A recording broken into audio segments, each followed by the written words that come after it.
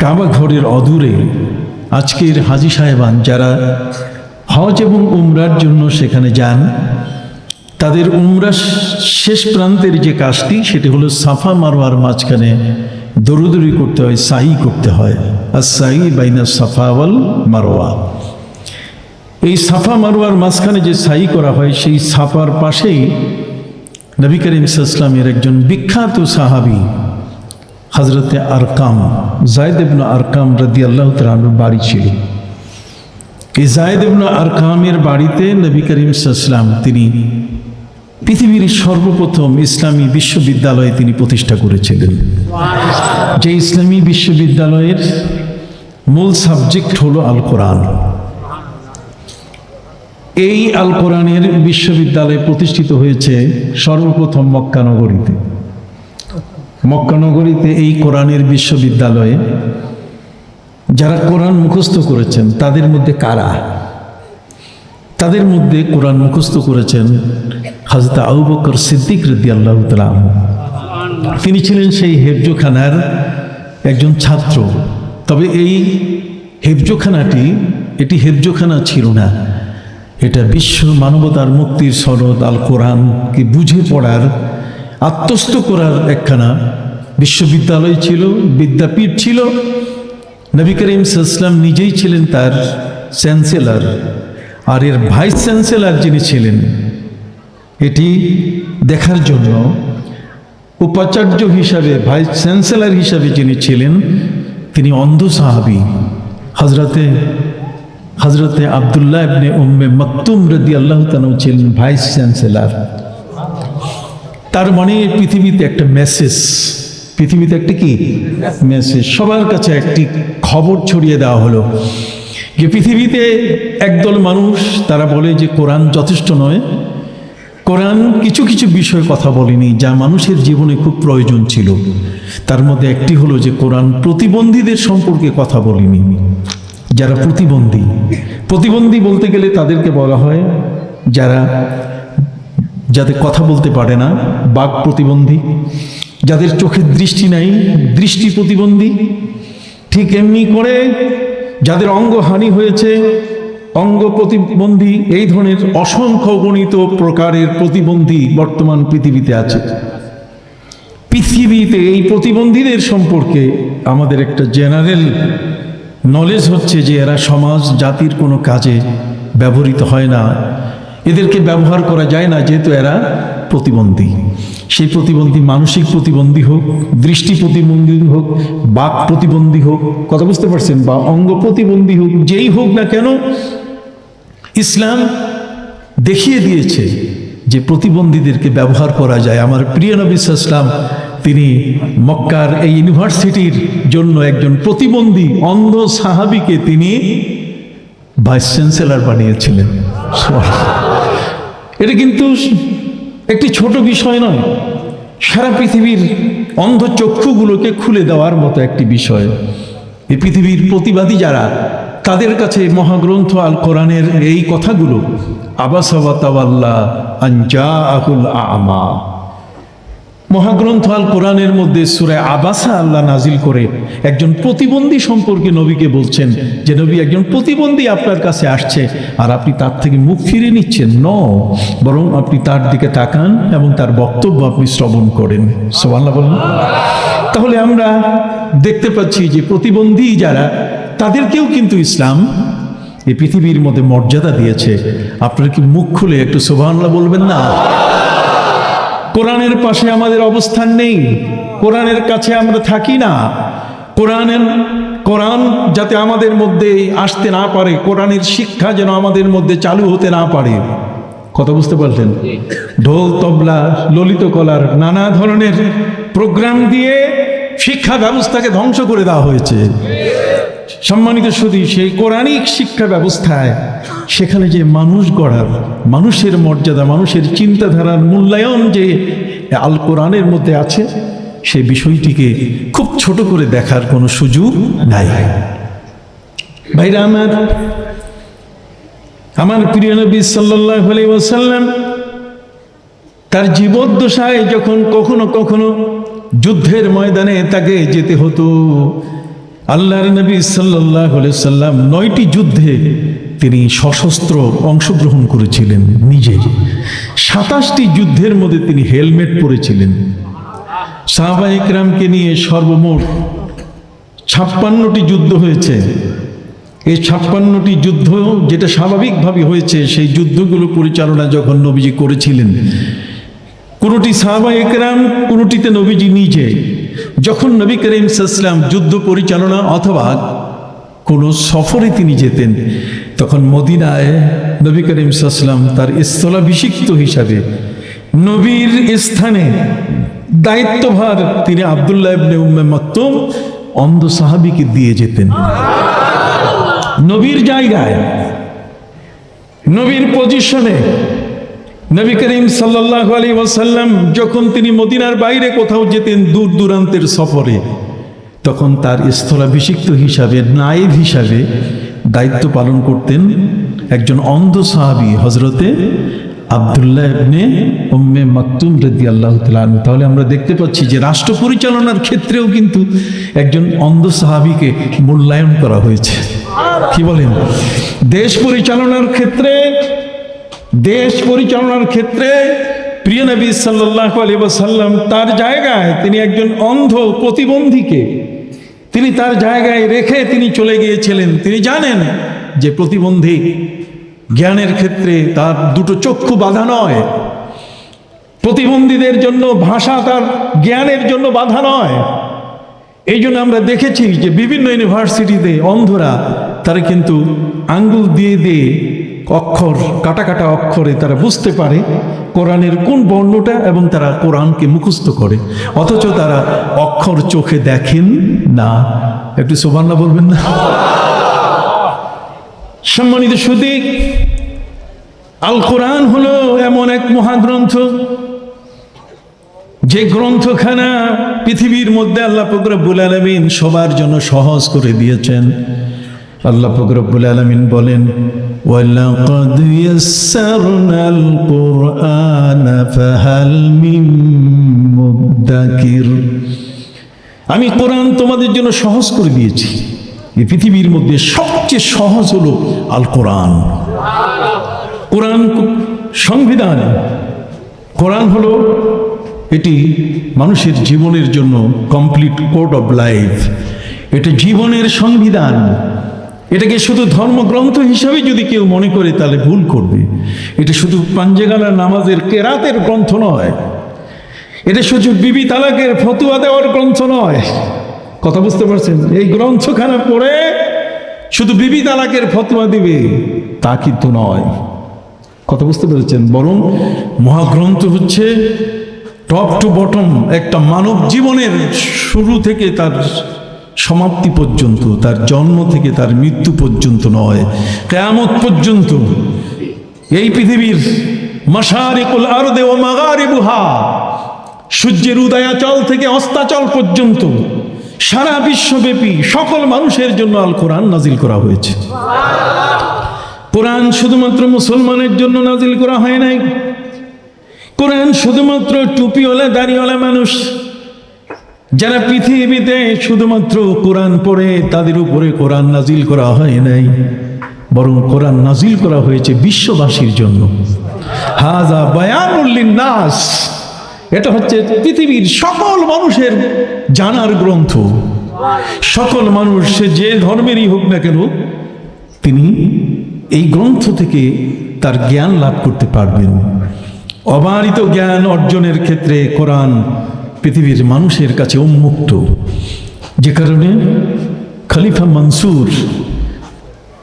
মনসুর তিনি একবার বিশাল মাহফিলের আয়োজন করলেন। এই মাহফিলের আয়োজনের মধ্যে যত শ্রোতা সব মুসলমান, আর যারা বক্তব্য দিবে তারা সব বেঈমান। এক অবাক কাণ্ড। পৃথিবীর মধ্যে একটি ব্যতিক্রম ধর্মী একটা সভার তিনি আয়োজন করলেন। আপনারা কি আমার কথাগুলো বুঝতেছেন? সম্মানিত সুধী, এমন একটি সভার তিনি আয়োজন করলেন, মাহফিলের তিনি আয়োজন করলেন, যেই সভার মধ্যে বক্তা যারা তারা সবাই বেঈমান, তাদের ইমান টলমল, কিন্তু শ্রোতারা সব ইমানদার। সাবজেক্ট হলো আল কোরআন। আল কোরআনের উপরে আজকের ইহুদি বক্তা কি বলে, ঠাকুর কি বলে, সন্ন্যাসী কি বলে, কথা বুঝতে পারছেন? পাদ্রী কি বলে, পৃথিবীর মধ্যে বিভিন্ন ধর্মের মানুষ তাদের ভাষায়, তাদের চিন্তাধারায় আল কোরআনের অবস্থান কোথায়, এটা জানানোর জন্য সেদিন খলিফা মনসুর এই সভার আয়োজন করেছিলেন। তিনি বলেছেন যে আজকের শ্রোতা হবে মুসলমানরা, ইমানদাররা, আর বক্তা হবে যার ইমান টলমল, যার ইমানের স্বীকৃতি ইসলামে নাই। কথা বুঝতে পারছেন? গায়রিল মাগদুবি আলাইহিম ওয়ালাদ-দাল্লিন। বন্ধুরা আমার, নারায়ে তাকবীর, নারায়ে রিসালাত, হযরত সুফি শাহ হুজুর কিবলা জিন্দাবাদ, জিন্দাবাদ। চত্রা দরবার শরীফ জিন্দাবাদ, জিন্দাবাদ। হুজুর আমার সাথে আসার কথা ছিল, কিন্তু কালকে সারসিনার পীর সাহেব কিবলা আসতেছেন, বিশাল আয়োজন সেই চত্রা দরবারে, সেই আলোয় আলোকিত হয়ে গেছে পুরা মাঠ। আলোয় কি হয়েছে? আলোকিত হয়ে গেছে পুরা মাঠ। সুন্দর করে এত চমৎকার ভাবে সাজিয়েছেন যাতে আল্লাহর ওলি এবং যারা আসবে মেহমানও যেন খুশি হন, আর মেজবানও যেন কি খুশি হয়। হোস্ট এবং গেস্ট তারা সবাই যেন খুশি হন। এই খুশি হওয়ার ক্ষেত্রে যেন সামান্যতম ত্রুটি না হয়। মেহমানদারির আয়োজন সহ সবকিছু। ইসলাম তো সৌন্দর্যকে পছন্দ করে। আমরা তো সবসময় ইসলামের সৌন্দর্য নিয়ে চর্চা করি না। কোরআন বলেছে খুজু জিনাতাকুম ইনদা কুল্লি মসজিদ। মসজিদে গেলে খবরদার এই সেনা জামা পরে যাইও না। মসজিদে গেলে এই একটা অপরিষ্কার ময়লা টুপি মাথায় দিয়ে মসজিদে যেও না। সর্বসুন্দর পোশাকটা, সবচেয়ে মানানসই পোশাকটা, যে পোশাকটাতে তুমি সর্বপ্রথম তোমার শ্বশুর বাড়িতে গিয়েছিলে, যেই পোশাকটি পরে তুমি তোমার ঈদের নামাজগুলো আদায় করো, কতক্ষণ সেই পোশাকগুলো তোমার গায়ে ধারণ করে তুমি আল্লাহর ঘরে যাবে, যেহেতু সেখানে মহান মালিক যার সমকক্ষ এই জগতের কেউ নয়, তুমি তার সান্নিধ্যে যাচ্ছ। অথচ আমরা সেখানে গিয়ে আমাদের এক হাত, এই হাতা, জামার হাতা একটা উপরে আছে আর একটা নিচে আছে, কোনো খবর নাই। টুপি বাঁকাতেরা, নিজের দাঁড়ানোরও কোনো ব্যালেন্স ঠিক নাই। আমি কি ভুল বলছি? সম্মানিত সুধী বন্ধুরা আমার, তিনজন হাফেজে কোরআন, আমরা তাদেরকে আজকে দেস্তারে ফজিলত, ফজিলত তার মানে বরকতের পাগড়ি আমরা দিয়েছি। বরকতের পাগড়িটা কেন? এটা নবীজির যুগে ছিল না।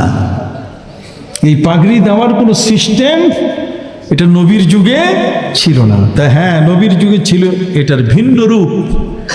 আর ভিন্ন রূপটা হলো এই, যদি কারো ঘরে তার ছেলে সাবালক হতো, তাহলে সাবালক হলে এই ছেলের বাবা তিনি জিয়াফতের ব্যবস্থা করতেন। মেহরবানি করে সবাই একটু বসে যান, কথা বলার সুযোগ করে দেন। সম্মানিত সুধী, আরবের মধ্যে চিরাচরিত নিয়ম ছিল, কোনো বাবার ঘরে যখন সন্তান ম্যাচুইড হতো, সন্তান সাবালক হতো, তখন বাবার দায়িত্ব হলো সেই সন্তানের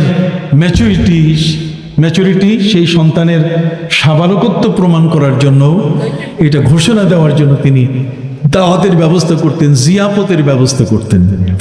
আপনি বুঝেন তো জিয়াফত? জিয়াফত শব্দটা আরবি শব্দ, জাইফুন থেকে আসছে, জিয়াফত। এই জিয়াফতের ব্যবস্থা করতেন। জিয়াফতের ব্যবস্থা করে সেখানে যারা আত্মীয় স্বজন যারা আসতেন, তারা সবাই মিলে ওই ছেলেটি যে সাবালক হয়েছে এটাকে স্বীকৃতি দেওয়ার জন্য তার মাথায় পাগড়ি পরাই দিতেন। কথা বুঝতে পারছেন?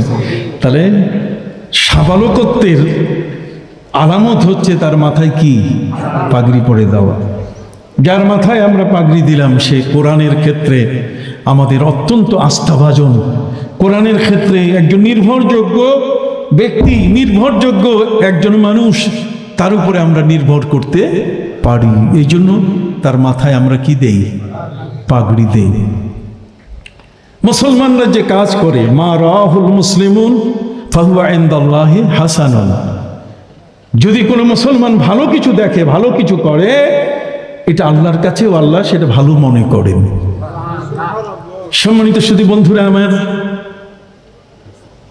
খলিফা মনসুর তার সময়কালে তিনি বিশাল আয়োজন করলেন, বক্তারা কোরআনের বিষয়ে বক্তব্য দিবেন। এটি আমেরিকা সহ বিশ্বের সব জায়গায় কখনো কখনো এই বিষয়গুলোর উপরে নানা ধরনের তাদের কাউন্সিল অধিবেশন হয়। তারা কখনো কখনো নিজেরা বা দলগতভাবে সেই অধিবেশনগুলো আয়োজন করে থাকেন। যেমন একবার তারা আয়োজন করেছিলেন যে মেয়েরা মানুষ কিনা, নারীকে মানুষ বলা যাবে কিনা, যে মেয়ে মানুষ এদেরকে মানুষ বলা হবে কিনা। সম্মানিত সুধী, শেষ পর্যন্ত সমস্ত পণ্ডিত সিদ্ধান্ত দিয়েছে যে মেয়েরা মানুষ না। যে জাতি নিজেকে সভ্য বলে দাবি করে, পৃথিবীর সভ্যতার সবচেয়ে বড় উচ্চ শিখরে যার অবস্থান সে মনে করে, অথচ তার চোখগুলো এমনভাবে অন্ধ হয়ে গেছে যে নারীরা মানুষ না। আর ইসলাম সেই নারীকে সূরা আন-নিসার মাধ্যমে এই পৃথিবীতে সর্বোচ্চ সম্মান দিয়েছে।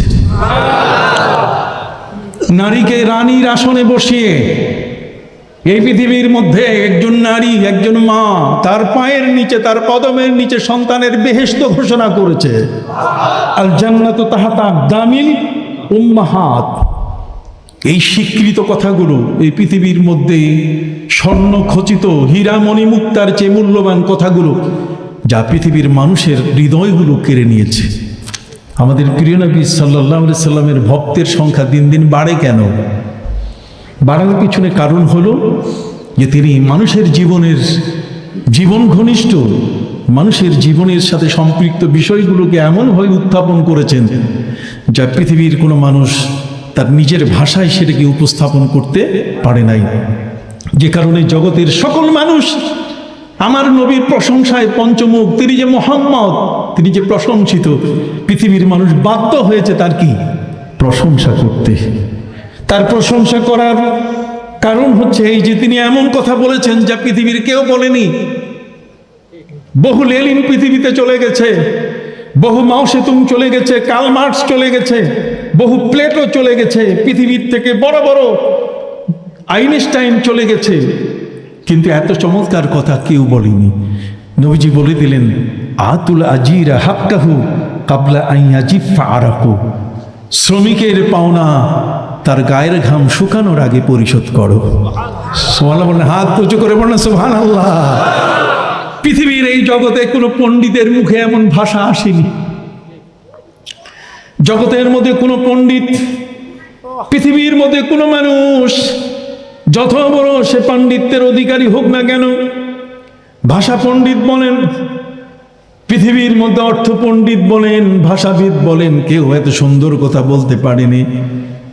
আতুল আজিরা হাক্কাহু, তার মানে পাওনাদারের পাওনা, শ্রমিকের পাওনা দিয়ে দাও, কাবলা আইয়াজিফা আরাকু, তার গায়ের ঘাম শুকাবার কি আগে।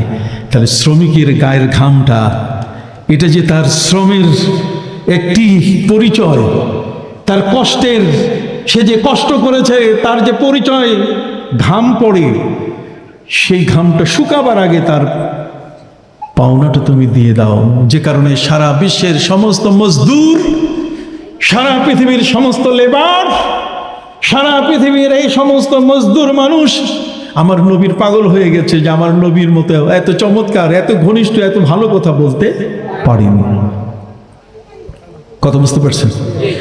সম্মানিত সুধী, আমার প্রিয় নবী সাল্লাল্লাহু আলাইহি ওয়াসাল্লাম বিচারের ক্ষেত্রে তিনি এমন শব্দ, এমন বাক্য তিনি পৃথিবীর মানুষকে জানিয়ে দিলেন, সারা পৃথিবীর সমস্ত বিচারকের মঞ্চ নড়ে উঠেছে। পৃথিবীতে বিচারকরা তাদের আসনে বসে থাকতে পারেনি, নড়ে চড়ে উঠেছে। নবী করিম সাল্লাল্লাহু আলাইহি ওয়াসাল্লাম তিনি বলেছেন, ওয়াল্লাহি লাউ সারাকাত ফাতিমা বিনত মুহাম্মাদিন লাকাতাতু ইয়াদাহা, খোদার কসম, যদি মুহাম্মদের কন্যা, মুহাম্মদ সাল্লাল্লাহু আলাইহি ওয়াসাল্লাম বলছেন, যদি আমার কন্যা ফাতেমাও চুরিতে ধরা পড়ে আমি তার হাত কেটে দেব। নিজের কন্যার হাত কেটে দেওয়ার এই বিশাল ঘোষণা বিশ্বজগতের বিচারকদের মগজ নাড়া দিয়েছে। তাদের আসন থরথর করে কেঁপে উঠেছে। বিচার কাকে বলে? যে কারণে তুরস্কের সুলতান সুলাইমান তিনি যখন বিচারের আসনে বসতেন তার আগে তিনি উপরে দুটো জিনিস দেখে নিতেন। ডান পাশে একবার তাকাতেন উপরে, আর একবার কি বাম পাশে। আমার কথা বুঝেন তো? একবার কি ডান পাশে উপরে তাকাতেন, আরেকবার কি বাম পাশে। ডান পাশে লেখা আছে ইন্নাল্লাহা ইয়া'মুরু বিল আদলি ওয়াল ইহসান। আল্লাহ ন্যায় বিচার করতে বলেছেন। কি বিচার? খুব আস্তে সুবহানাল্লাহ হইল।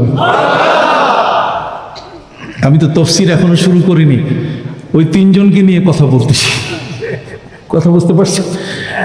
সম্মানিত শুধু সুলতান সুলাইমান তিনি তার বিচারের আসনে বসে ডান দিকে উপরে তাকিয়ে তিনি কোরআনের আয়াত তেলাওয়াত করতেন। বিচারের আগে কোরআনের আয়াত, একজন বিচারপতি, একজন জজ যার হাতে জাজমেন্ট আছে, একজন বিচারক যিনি সূক্ষ্ম বিচার করবেন, তিনি তার নিজেকে শুদ্ধ করে নেয়ার জন্য কোরআনের আয়াতটাকে তিনি পড়ে নিলেন যে আল্লাহ নির্দেশ দিয়েছেন তোমাদেরকে ইনসাফ করার জন্য এবং ইহসান করার জন্য। কি ইনসাফ এবং কি হলো না? একটু জোরে বলতে হবে। এই তাফসিরুল কোরআন মাহফিল সাধারণ নয়। আমি একাডেমিক বিষয়গুলো আপনাদের সামনে তুলে ধরবার চেষ্টা করছি।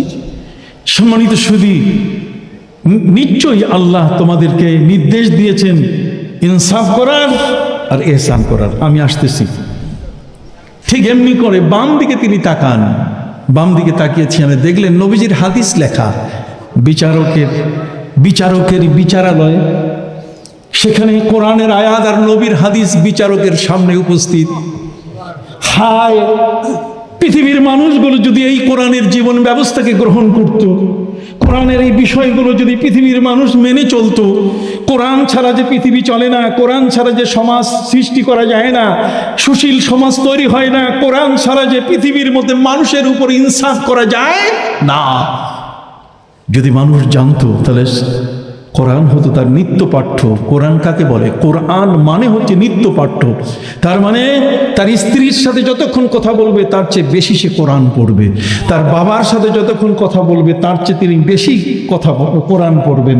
তার সমাজের মানুষের কাছে যতক্ষণ তিনি কথা বলবেন তার চেয়ে বেশি কি পড়বেন? কোরআন। কোরআন কোরআন শব্দের অর্থ হচ্ছে নিত্য পাঠ্য। তার মানে এটা কোনোদিন গ্যাপ দেওয়া যাবে না। আজকে পড়লাম আর 1 বছর দেখা নাই, আজকে পড়লাম আর কলেরা রোগ যখন হবে, ডায়রিয়া যখন হবে তখন দেখা হবে, তখন কোরআনের আয়াত পড়বো, লা ইলাহা ইল্লা আনতা সুবহানাকা ইন্নী কুনতু মিনাজ জালিমিন। না, কোরআনকে আপনার জীবনের সাথে গেঁথে দেওয়া হয়েছে। কথা বলেন। সম্মানিত সুধী, সুলতান সুলাইমান তিনি তার বিচারালয়ে ডান পাশে তিনি আল্লাহর কোরআনের আয়াত তিনি লিখে রাখতেন। প্রথমে তিনি নজর দিয়ে দেখতেন ইন্নাল্লাহা ইয়া'মুরুকুম, আল্লাহ তোমাদেরকে নির্দেশ দিয়েছেন বিল আদলি ওয়াল ইহসান। আর বাম পাশে লেখা রাসুল হিকমতে মাখাফাতুল্লাহ, বিচারের মূল হলো আল্লাহর ভয়। আল্লাহর ভয় যদি বিচারকের অন্তরে না থাকে তাহলে যে কোনো মানুষকে সে ফাঁসিতে ঝুলাতে পারে, যে কোনো মানুষকে সে অন্যায়ভাবে পৃথিবীর থেকে তাকে বিদায় করে দিতে পারে, অন্যায় সিদ্ধান্ত দিয়ে পৃথিবীর মানুষগুলোর প্রতি সে অবিচার করতে পারে। এই জন্য রাসুল হিকমতে মাখাফাতুল্লাহ, বিচারের মূল হচ্ছে কি? আল্লাহর ভয়। আপনি সুবহানাল্লাহ বলবেন না আরেকবার? ভাইরা আমার, আসেন ইন্নাল্লাহা ইয়া'মুরু বিল আদলি ওয়াল ইহসান, এই জিনিসটা একটু বুঝাই দিই, তাহলে সহজ হবে আপনার জন্য। খলিফা মনসুর কেন কোরআনের মজলিস ডেকে বেঈমান বক্তাদের থেকে বক্তৃতা নিচ্ছেন, যে তাদের থিঙ্কিংটা কি, তাদের চিন্তাধারা কি, তাদের থিমটা কি, তারা কি বুঝে কোরআন সম্বন্ধে, তারা কিছু আসলে বুঝে কি না, সেই বিষয়টি নিয়ে তিনি এই সভার আহ্বান করলেন। ইন্নাল্লাহা ইয়া'মুরু বিল আদলি, এই আদল যেটা, এটা ইনসাফ। এটার নাম হলো জসকোট। এটার নাম কি? আপনি সবাই বলেন না, এটার নাম কি? জসকোট। খুব মনে রাখবেন, আর কেউ হয়তো বক্তব্য দিয়ে আপনাকে এই আয়াতের ব্যাখ্যা এমনটা শোনাবে না। সম্মানিত সুধী, আদল মানে ইনসাফ, ইনসাফ মানে মুনসিফ, মুনসিফ ইনসাফকারী, জজ বিচারক যেখানে বসেন, জসকোট। কথা বুঝতে পারছেন? এই ইনসাফ আল্লাহ করতে বলেছেন এবং এহসান করতে বলেছেন। এহসান শব্দের অর্থ হচ্ছে দয়া।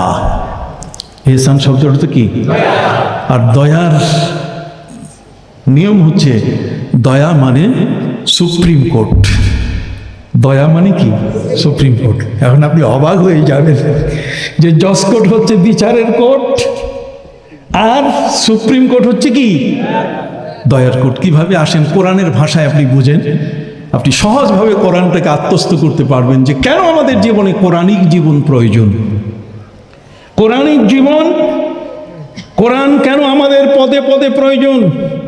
উঠা বসা চলাফেরা ব্যবসা বাণিজ্য এমন কোনো বিষয় নাই মহাগ্রন্থ আল কোরআনের মধ্যে আল্লাহ বলে দিয়েছেন, মা ফাররাতনা ফিল কিতাবি মিন শাই। আমি কোরআনের মধ্যে তোমাদের কোনো কিছুর আলোচনা বাকি রাখি নাই। আপনি যে সাবজেক্টটাই নিয়ে আসবেন, আনেন আমার সামনে, আপনি নিয়ে আসেন, আমি ইনশাল্লাহ এখন আপনাকে কোরআন থেকে বের করে দেব। রাইট নাও, রাইট নাও, এই মুহূর্তে আমি আপনাকে কোরআন থেকে বের করে দেব। কোরআন কখনো কারো কাছে পরাজিত হওয়ার গ্রন্থ নয়। সম্মানিত সুধী, আপনার সুবিদকালী থেকে যদি একজন মানুষ এখান থেকে বরগুনা যায়, অথবা এখান থেকে যদি বাকেরগঞ্জ যায়, বাকেরগঞ্জের দূরত্ব হয়তো 20 কিলোমিটার, কতক্ষণ না, আমি ভুল বলছি কিনা? ঠিক আছে, তাহলে আন্দাজ দেখি ঠিকই আছে। তাহলে এখান থেকে বাকেরগঞ্জ যেটা, তার দূরত্ব 20 কিলোমিটার। আপনি একটি সিএনজি নিলেন এবং তার সাথে আপনি কন্ট্যাক্ট করলেন। আপনি জানেন ইসলামের বিধান হলো, আমাদের প্রিয় নবী সাল্লাল্লাহু আলাইহি ওয়াসাল্লাম বলেছেন, কোনো মজুরকে, কোনো মজদুরকে, কোনো লেবারকে, কোনো শ্রমিককে কখনো কথাবার্তা ফাইনাল না করে তুমি কোনোদিন তাকে কাজে নিবে না। নবীজি নিষেধ করেছেন। ইভেন আপনি যদি রিকশায় উঠেন, তা রিকশায় পা উঠাবার আগে, ডাইন পাটা উঠাবার আগে তাকে জিজ্ঞেস করবেন যে তোমার ভাড়া কত। না হলে নামার পরে আপনি দিবেন, সে বলবে না, এর চেয়ে ভাড়া কি বেশি। শেষ পরে পর্যন্ত আপনার গলার কলার নিয়ে, জামা নিয়ে টানাটানি শুরু হয়ে যাবে। কথা বুঝতে পারছেন? প্রিয় নবী সাল্লাল্লাহু আলাইহি সাল্লাম তিনি নিষেধ করে দিয়েছেন, খবরদার, কোন শ্রমিককে যদি কাজে নেওয়া হয় তাহলে তার আগে সব কিছু দেখাই দেবেন। ঘর আপনি কোনটা করতেছেন, ঘরের সিঁড়ি করবেন না এটার পাটাতন দেবেন, কথা বলেন, অথবা এর খুঁটিগুলো কিভাবে আপনি দিবেন, একটা ঘরের সব কিছু আগে কন্ট্যাক্ট বাই রিটেন। রিটেন যদি হয় সবচেয়ে ভালো, যাতে পরবর্তীতে এই বিষয়টা নিয়ে যেন কলহ বিবাদ যেন না হয়। ইসলাম কখনো কোনো কলহ বিবাদকে পছন্দ করে না। কথা কি বুঝতে পারছেন? সুধী মণ্ডলী, ইন্নাল্লাহা ইয়া'মুরু বিল আদলি ওয়াল ইহসান। আদাল শব্দের অর্থ হচ্ছে ন্যায় বিচার। আপনি এখান থেকে 20 কিলোমিটার কন্টাকে একটি সিএনজিকে আপনি নিলেন, অথবা অটোরিকশাকে আপনি নিলেন, আর সেই কন্ট্রাক্টটা হলো 400 টাকা। কত? এখান থেকে গেলে 400 বা 300 টাকায় আপনাকে নিয়ে যাবে একা রিজার্ভ। কথা বুঝতে পারলেন? সেখানে নেওয়ার পরে আপনি খুশি হয়ে তারে 50 টাকা বেশি দিলেন, 300 টাকা তার ভাড়া, এটা ন্যায্য ভাড়া। আমি কি বুঝাইতে পারছি? 300 টাকা হলো তার কি ন্যায্য ভাড়া। আপনি নামার পরে খুশি হয়ে আরো কি দিলেন? 50 টাকা দিলেন। এটার নাম হলো এহসান। 300 টাকা হলো আদল, ইনসাফ, আর হলো কি এহসান। বলবেন হুজুর এটা কেমনে আপনি বের করলেন? আরে বের করার নিয়ম তো আছে, কোরআন তো বের করার নিয়ম করে দিয়েছে। গত কিছুদিন আগে ক্যালিফোর্নিয়ায় একটা মা হাসপাতালের মধ্যে সাধারণত 2 জন মায়ের ঝগড়া হলো। কথা বুঝতে পারছেন? কয়জন মা? 2 জন মা। সেই হাসপাতালটা হলো মা হাসপাতাল। প্রতিদিন সেই মা হাসপাতালে 150 মা সন্তান প্রসব করেন। কিন্তু এই সন্তান প্রসব করলে এত বাচ্চা, এত মা, বাচ্চা কার এটা ঠিক রাখতে গিয়ে মা যে নামে রেজিস্ট্রেশন করে ভর্তি হন, ওই মায়ের নামের একটা ফিতা তার বাচ্চার পায়ের মধ্যে বেঁধে দেওয়া হয়, যাতে ওই পায়ের ফিতা দেখে বোঝা যায় যে তার মা অমুক। একদিন অনেক মা আসেন নাই, দুইজন মা। কয়জন? এই দুইজন মা আসছেন, তাদের বাচ্চা প্রসব হয়েছে, একজন ছেলে প্রসব করছেন, আরেকজন মেয়ে। কিন্তু নার্স ভুল করে মায়ের নামের যে ফিতাটা বাচ্চার পায়ে বেঁধে দেওয়া দরকার এটা দেয়নি। 2 দিন পরে যখন ছোট্ট শিশুটিকে দুধ পান করার বিষয় চলে আসলো, তখন 2 মাই দাবি করছে ছেলেটা আমার। কথা বলেন না? 2 মাই দাবি করছে ছেলেটা কি আমার। মেয়েটার সম্বন্ধে কেউ কিছু বলে না, মেয়েটার দাবিদার নাই। ছেলেটাকে নিয়েই 2 মায়ের ঝগড়া, গোটা হাসপাতাল উত্তাল পাত্তাল করে ফেললো এমন ভাবে যে ডাক্তাররা অস্থির হয়ে গেল, ডাক্তাররা কোনো সমাধান দিতে পারছে না। 2 মাই বলছে যে এই ছেলে আমার, কেউ মেয়েটাকে গোছিয়ে নিচ্ছে না।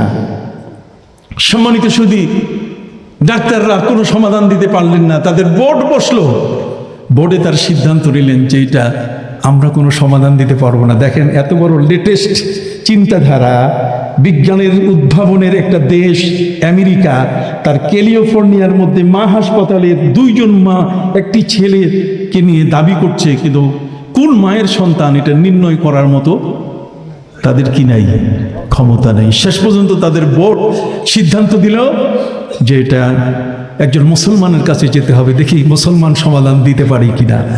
তার কারণ মুসলমানের হাতে কোরআন আছে। কথা বুঝতে পারছেন? যে 2 জন ছেলের মাথায় পাগড়ি দিলাম, যেই মেয়েটি আজকে কোরআনের হাফেজা হলো, সে কে আমি তার পরিচয় আপনাদেরকে না দিলে এই মাদ্রাসার মূল্যটা একটু পিছিয়ে থাকবে। এই জন্য আমি এই কথাটি বলছি, আপনি শুনতে রাজি আছেন তো? কেন আপনি শুরুতে ইউসাব্বিহু লিল্লাহি মা ফিস সামাওয়াতি ওয়াল আরদ, আল্লাহর প্রশংসায় পঞ্চমুখ আসমান এবং জমিনের সকল সৃষ্টি, লাহুল মুলকু ওয়া লাহুল হামদু, রাজত্ব একমাত্র তার, প্রশংসা পাওয়ার যোগ্য একমাত্র কে? আল্লাহ। এই প্রশংসা পাওয়ার যোগ্য একমাত্র আল্লাহ। এই জন্য প্রফেসর তাকাসুন, কি নাম? তাকাসুন। আমি তফসির করি একটু আল্টা মডার্ন, তার কারণ হচ্ছে পৃথিবীর বিজ্ঞানকে বাদ দিয়ে সায়েন্স অ্যান্ড রিলিজিয়ান আর টুইন সিস্টার। কথা বুঝতে পারছেন? বিজ্ঞান এবং কোরআন হচ্ছে যমজ বোন। আপনি একটাকে বাদ দিয়ে আরেকটাকে যদি আপনি ব্যাখ্যা করেন, তাহলে আপনার ব্যাখ্যাটা অনেক সময় অবুঝ হয়ে যাবে, পূর্ণতা পাবে না।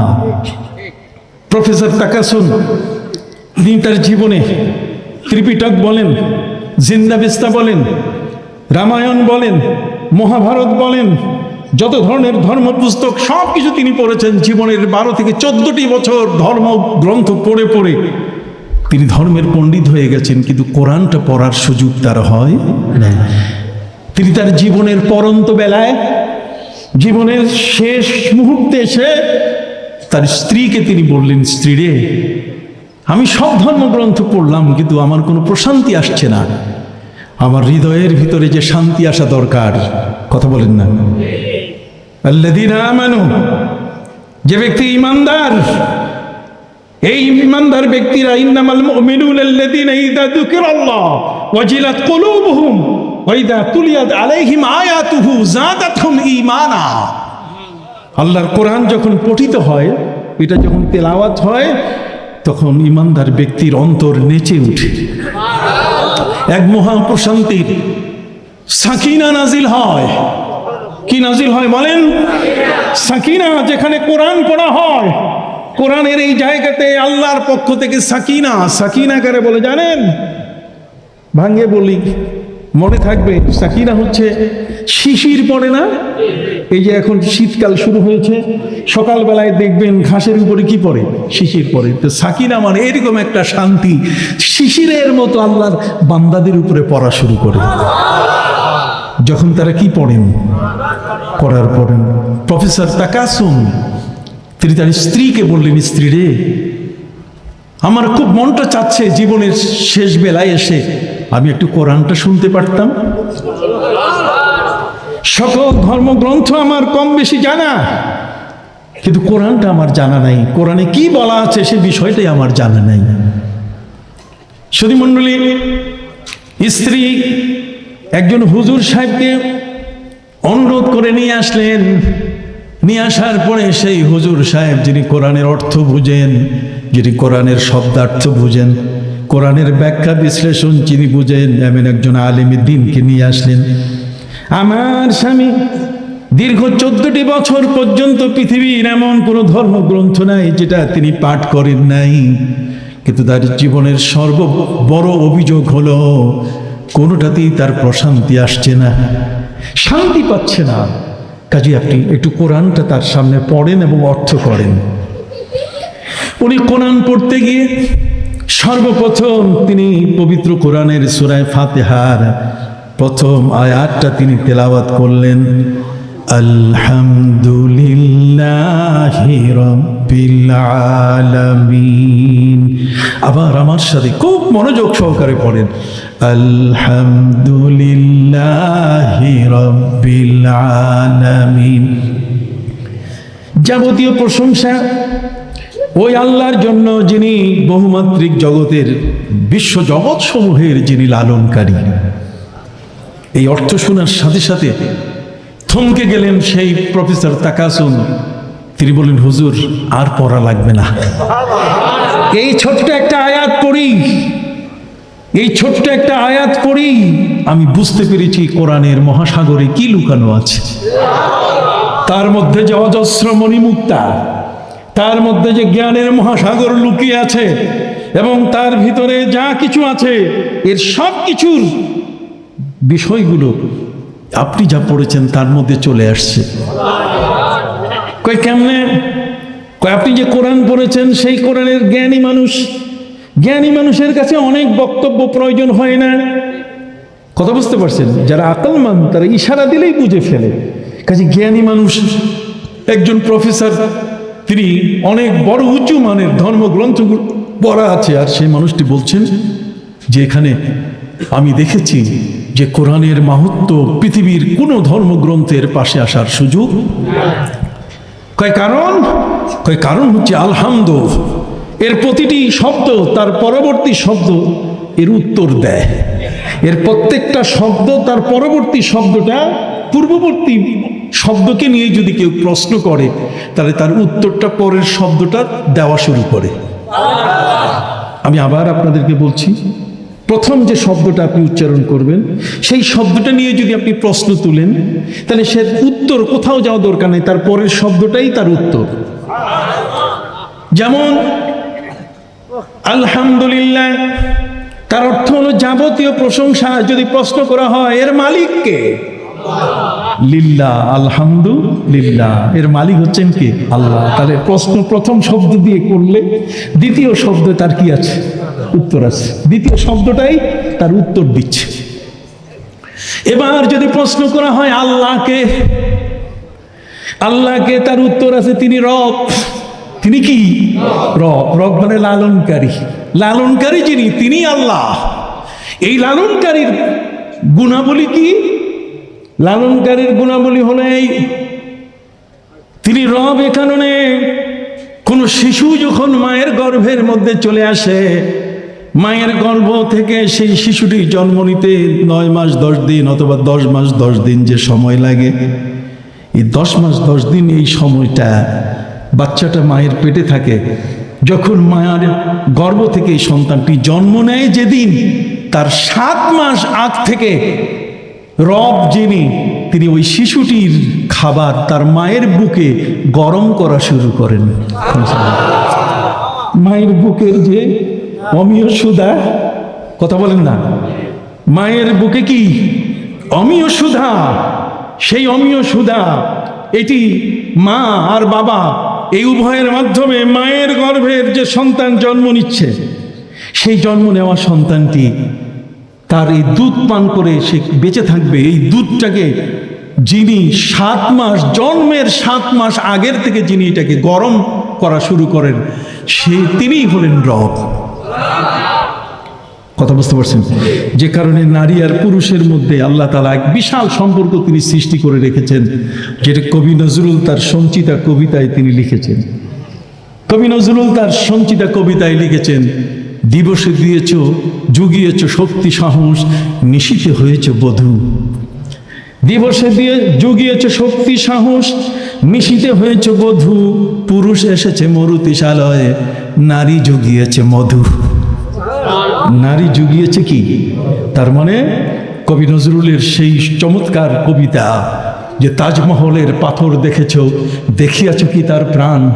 তাজমহলের পাথর দেখেছ, দেখিয়াছ কি তার প্রাণ। অন্তরে তার মমতাজ নারী, বাহিরেতে শাহজাহান। কথা বল না, অন্তরে তার মমতাজ নারী, বাহিরেতে কি? কথাগুলো কি বুঝতেছেন?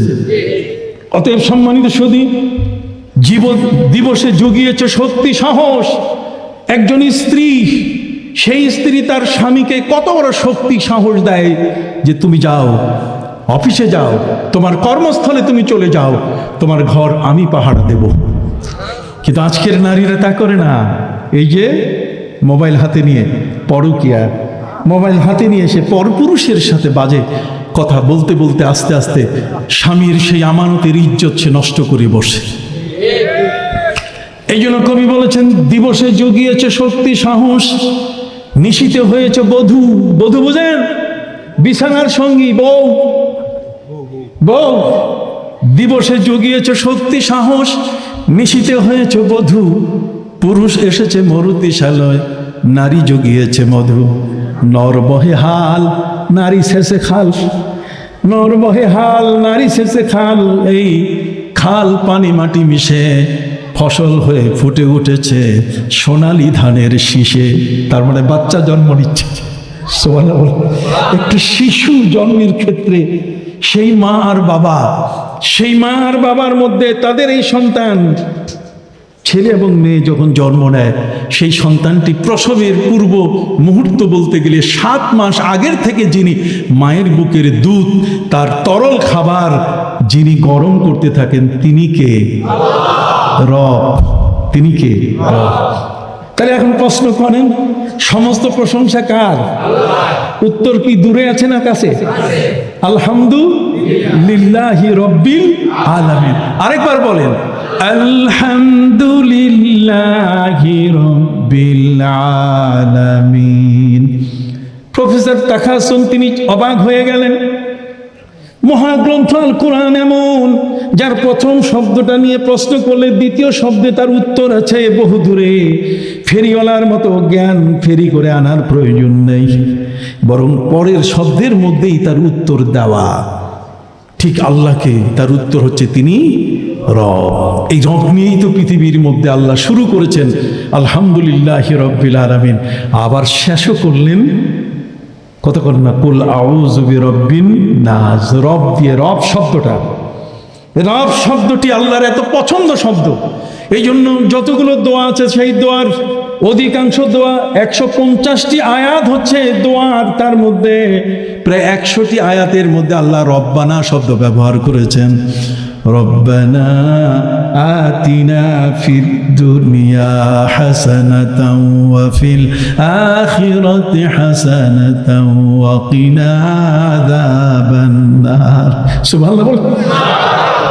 রব্বানা লা তুআখিযনা ইন নাসিনা আও আখতানা ربنا ولا تحمل علينا إصرا كما حملته على الذين من قبلنا ربنا ولا تحملنا ما لا طاقة لنا به واعف عنا واغفر لنا وارحمنا أنت مولانا فانصرنا على القوم الكافرين। সুবহানাল্লাহ বলেন।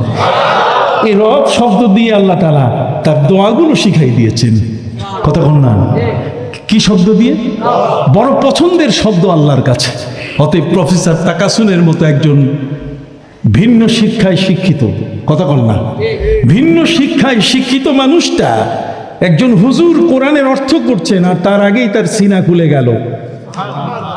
কোরআন হলো এমন একখানা কিতাব, যে কিতাবখানা পড়লে পরে তার পাশের মানুষ যেটা আছে তারও সিনা খুলে যায়। আপনি জানেন সাহাবা একরাম যখন কোথাও কোনো দেশে সফর করতেন ব্যবসা বাণিজ্যে, তখন কোনো জায়গায় আপনি দেখবেন, আমরা এখন এই কুয়াকাটা থেকে ঢাকার যে গাড়িগুলো আসা যাওয়া করে, পরিবহনগুলো আসা যাওয়া করে, এটা সোহাগ বলেন, গ্রিন লাইন বলেন, আর অন্যান্য যেগুলি বলেন না কেন, মাঝখানে কিন্তু দু একটা হোটেলে স্টপেজ দেয় কি না? তা আগের যুগের যারা উটে চড়ে ব্যবসা বাণিজ্য করতেন, তাদের নির্ধারিত একটা জায়গায় তাদের উটগুলো পানি খাওয়ানো হতো, আর সেখানে বসে তারা হয়তো একদিন বিশ্রাম করতেন। সাহাবা একরাম হরদম কোরআন পড়তেন। হযরতে সাদ নামে একজন ব্যক্তি, তিনি বলছেন যে আমি অমুসলিম, কিন্তু নবীর সাহাবীরা এখানে তাদের উটগুলোকে পানি পান করায়, আর পানি পান করাতে করাতে কোরআনের তেলাওয়াত করে। এটা আমি অমুসলিম, শুনতে শুনতে আমিও হাফেজ হয়ে গেছি। কতক্ষণ না, শুনতে শুনতে আমিও কি হাফেজ। কিন্তু সেই কোরআন এখন আমাদের ঘরে নাই। সকালবেলায় সেই কোরআনের পাঠ আমাদের ঘরে কি? আমাদের ছোট্ট বাচ্চা এখন হাট্টিমা টিম টিম, ওদের খাড়া দুটি শিং, ওরা মাঠে পারে ডিম, হাট্টিমা টিম টিম। আমি ইউনিভার্সিটিতে গিয়েছি, আমি ইউনিভার্সিটি পড়া মানুষ। আমি বাংলার বড় স্যারকে জিজ্ঞেস করলাম, স্যার এটা কি জিনিস? স্যার বলছি এটা আমি বুঝি না, কি লিখছে?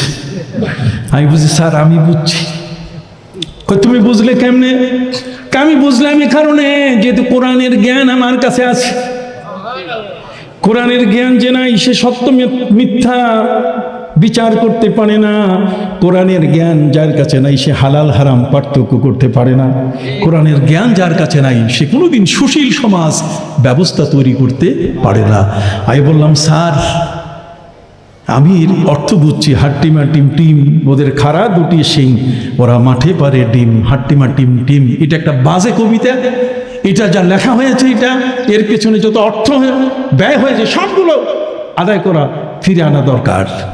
স্যার বলেন কারণ হচ্ছে যে স্যার, আল্লাহর একটা বিধান আছে, ওয়ালান তাজিদ আলি সুন্নাতিল্লাহি তাবদীলা ওয়ালান তাজিদ আলি সুন্নাতিল্লাহি তাহবিলা। আল্লাহর সুন্নাত, আল্লাহর নিয়মের কোনো পরিবর্তন পাবে না। আল্লাহ পূর্ব দিকে সূর্য উঠান, তিনি পশ্চিম আকাশে সূর্য ডুবান। কতক্ষণ না?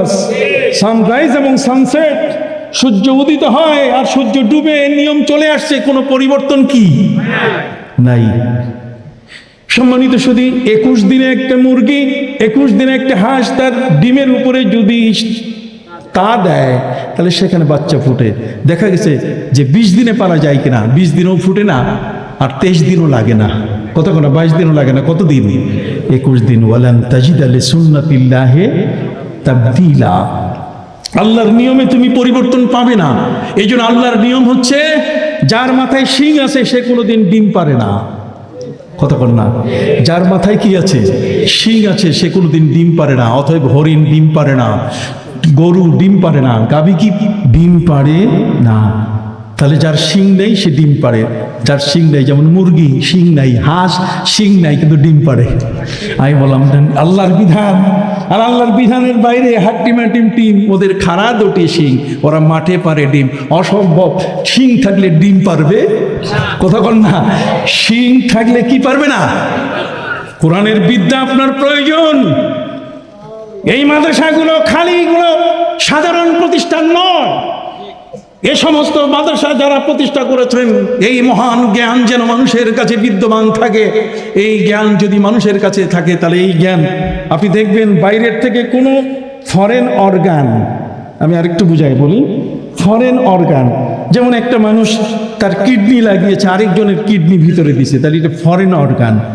এই অর্গানটা, এই কিডনিটা যখন ভিতরে লাগাবেন, তখন দেখা যাবে গোটা শরীরটা তার বিরুদ্ধে চলে যায়, যে তুমি নতুন আবার আসছো কোত্থেকে, তুমি বাইর হও তাড়াতাড়ি। সে রিজেকশন করে দেওয়ার চেষ্টা করে, যে যাতে করে এটা সাথে সাথে এই কিডনিটা ফেলিওর হয়। ঔষধ দিয়ে দিয়ে দেহটাকে বুঝানো হয় যে বেশি মাতামাতি করিস না, তোমাকে কিন্তু মুগুর দেওয়ার মতো আমার কাছে ঔষধ আছে। কতক্ষণ না?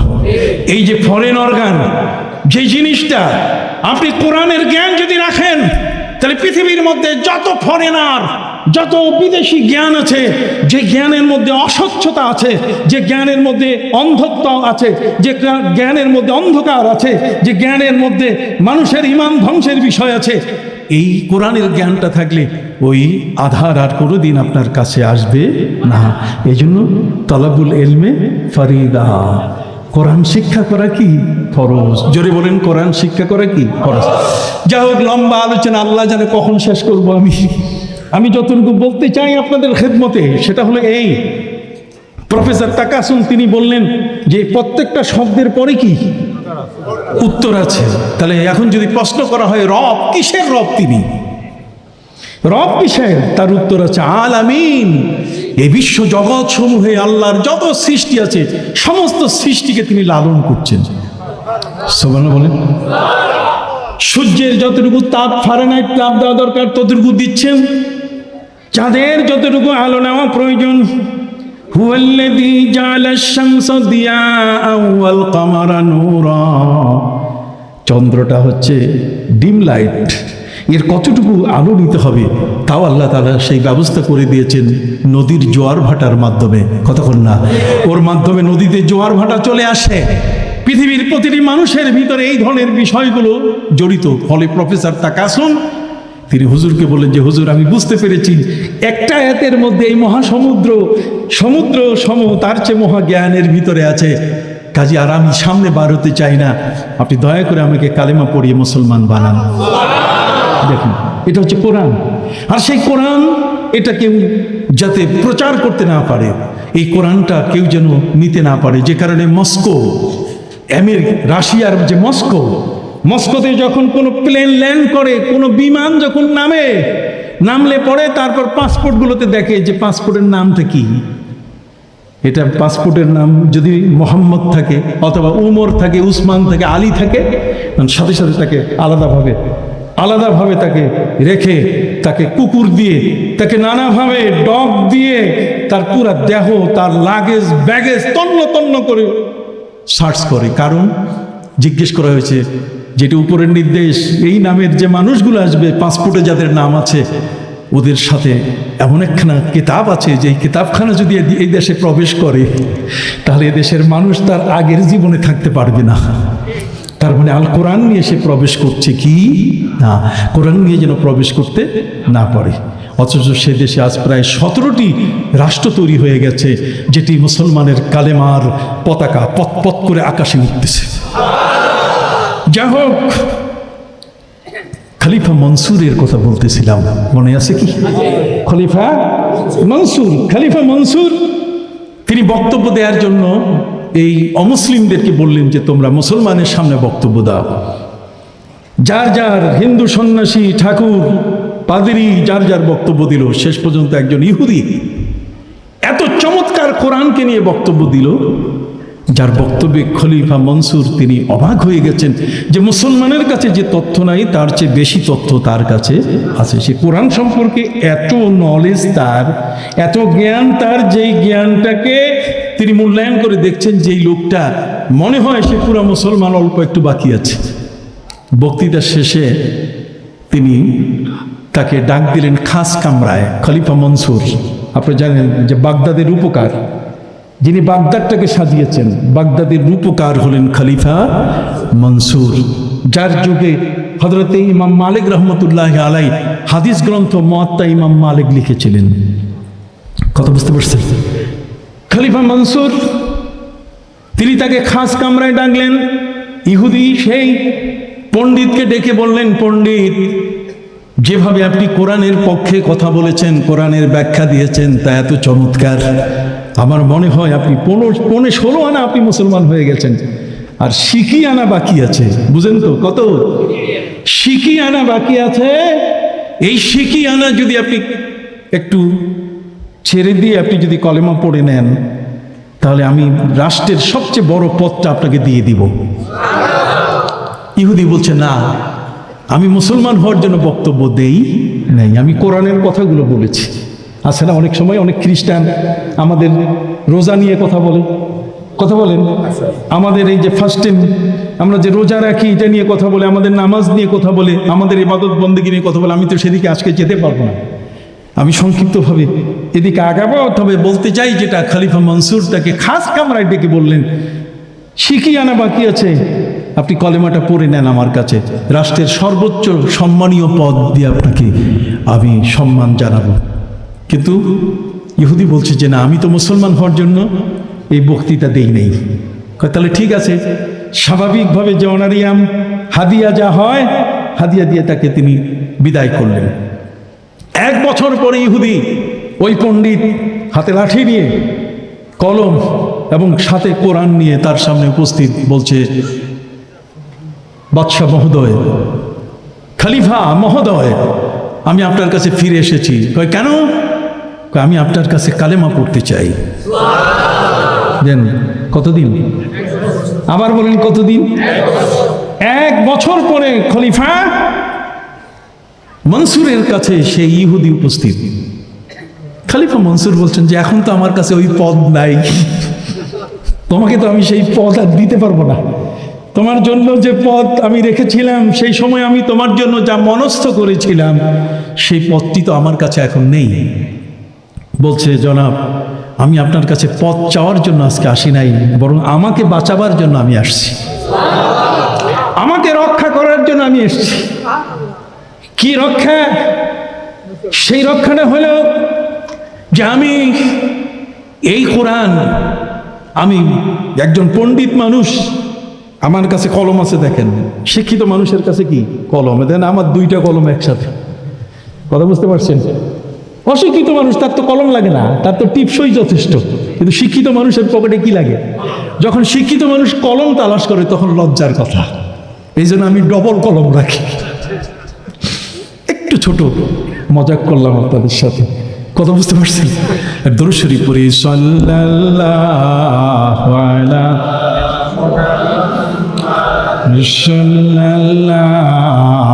আলাইহি ওয়াসাল্লাম, সাল্লাল্লাহু আলা মুহাম্মাদ, সাল্লাল্লাহু আলাইহি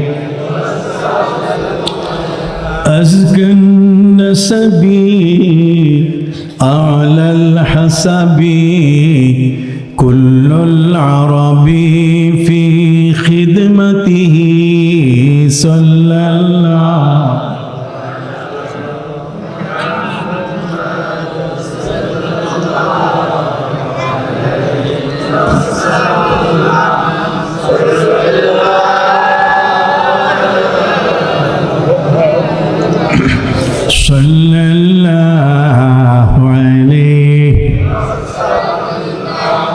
সম্মানিত সুধী, খলিফা মনসুরের কাছে সেই ইহুদির বক্তব্য। ইহুদি বলছে যে আমি একজন পণ্ডিত মানুষ, আমি তৌরাত, জবুর, ইনজিল এগুলো সব আমার হাতে আমি লিখি, আমি লাইব্রেরি করে আমি এটা বিক্রি করি। তো মুসলমানের কোরআনটাও আমি লেখা শুরু করলাম। মুসলমানের কোরআনের শুরু থেকে শেষ পর্যন্ত আমি লেখার পরে বেশ কয়েকটা কপি করে আমি মুসলমানদেরকে বললাম যে তোমাদের মহাগ্রন্থ আল কোরআন এখন বহু দূরে গিয়ে কেনার দরকার নাই, আমার লাইব্রেরিতে আসে। এটার জন্য বহু কষ্ট করে দূর দূরান্তে যাবার প্রয়োজন নাই, আমার লাইব্রেরিতে উপস্থিত, তোমরা দাম দিয়ে নিতে পারো। মুসলমানরা আসলো আমার আমন্ত্রণ শুনে, আমি তাদের আহ্বান করলাম। আমার আহ্বানে মুসলমানরা আমার লাইব্রেরিতে এসে কোরআন শুরু থেকে শেষ পর্যন্ত দেখে, দেখার পরে রেখে যায়, নেয় না। আমি দেখলাম কোনো মতেই কোরআন তাদেরকে গছাতে পারলাম না, মূল্য দিয়ে তারা নিতে চায় না। আমি বললাম তাহলে একটা কাজ, 50% অফ। 50% অফ বুঝেন? তার মানে 50 টাকা কম। কথা বুঝতে পারছেন? 100 টাকার মধ্যে 50 টাকা কি? অতএব 50% অফ, 50 ভাগ কমিশনে আমি এটা দিয়ে দিলাম। নাও। আসার পরে উল্টাই পাল্টাই দেখে, আবার দিয়ে যায়, নেয় না। আমি বললাম যে তোমাদের 75% অফ করে দিলাম, তাও নাও, নেয় না। শেষ পর্যন্ত আমি বললাম যে মাংনা নাও, কই মাংনাও নিতে চায় না। খলিফা মনসুর বলছেন তার মানে? ওই দেখেন, আমি অবাক হয়েছি।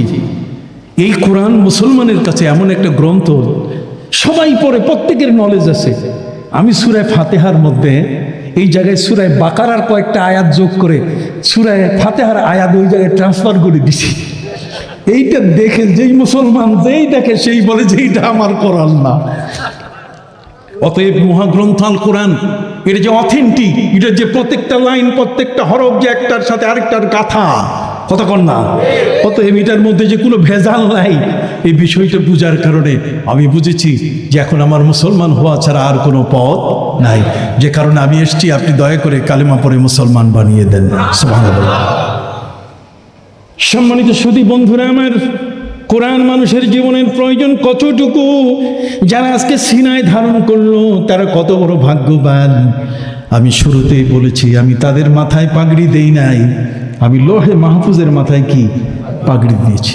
পৃথিবীর মধ্যে যত ধরনের দোকানে কালি আছে, আপনি জাপানি কালি ব্যবহার করেও যদি কিছু লেখেন তাহলে এটা রিমুভার আছে, তার মানে আপনি ওই কালিটা আবার মিশাই ফেলতে পারেন। আছে না? এই যে ভোটের সময় কত দুষ্টামি করে একটা ভোট দেওয়ার পরে আরেকটা ভোট দেয়, শয়তানি করে, তার মানে ওই যে হাতের মধ্যে যে দাগটা এটা উঠায় ফেলে। আমি জিজ্ঞেস করছি এটা কি দিয়ে উঠায়, আমাকে বলছে কিন্তু আমি বলবো না।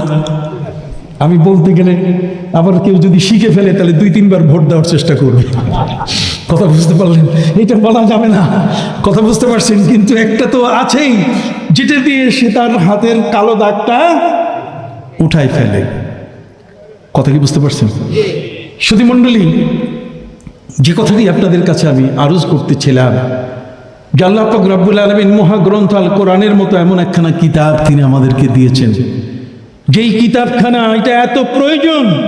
এই কিতাবখানার লেখা, এখানে যে লেখাটা আছে এটা মেশিনের কালিতে লেখা, আর যারা হাফেজে কোরআন হয় তাদের সিনার মধ্যে লোহে মাহফুজের কালি দিয়ে লেখা।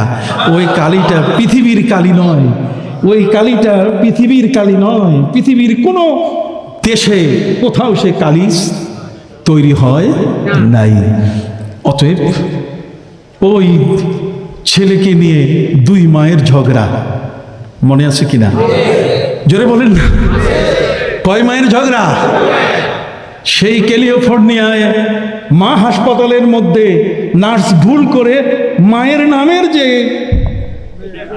ফিতাটা, মায়ের নামের ফিতাটা বাচ্চার পায়ে না দেওয়ার কারণে ঝগড়া লেগে গেছে, কিন্তু সমাধান করতে পারে নাই।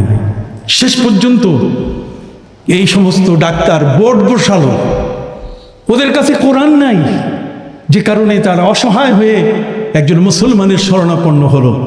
সেই মুসলমান বললেন, হ্যাঁ এটার সমাধান আছে। কয় কোথায়? কয় আল কোরআনে। তাহলে আল কোরআনের সমাধান শুধু কোরআন খুললে তো হবে না, কোরআনের হাফেজ লাগবে, কোরআনের কি লাগবে? আলেম লাগবে। চলো কোরআনের আলেমের কাছে যাই। কোরআনের আলেমের কাছে যখন যা হলো, পবিত্র কোরআন মজিদে আল্লাহ পাক রব্বুল আলামিন বলেন, ফাসআলু আহলাজ যিকরি ইন কুনতুম লা তা'লামুন। যে জানে না তার উচিত প্রশ্ন করে কি জেনে নেওয়া। জোরে বলেন, প্রশ্ন করে কি জেনে নেওয়া।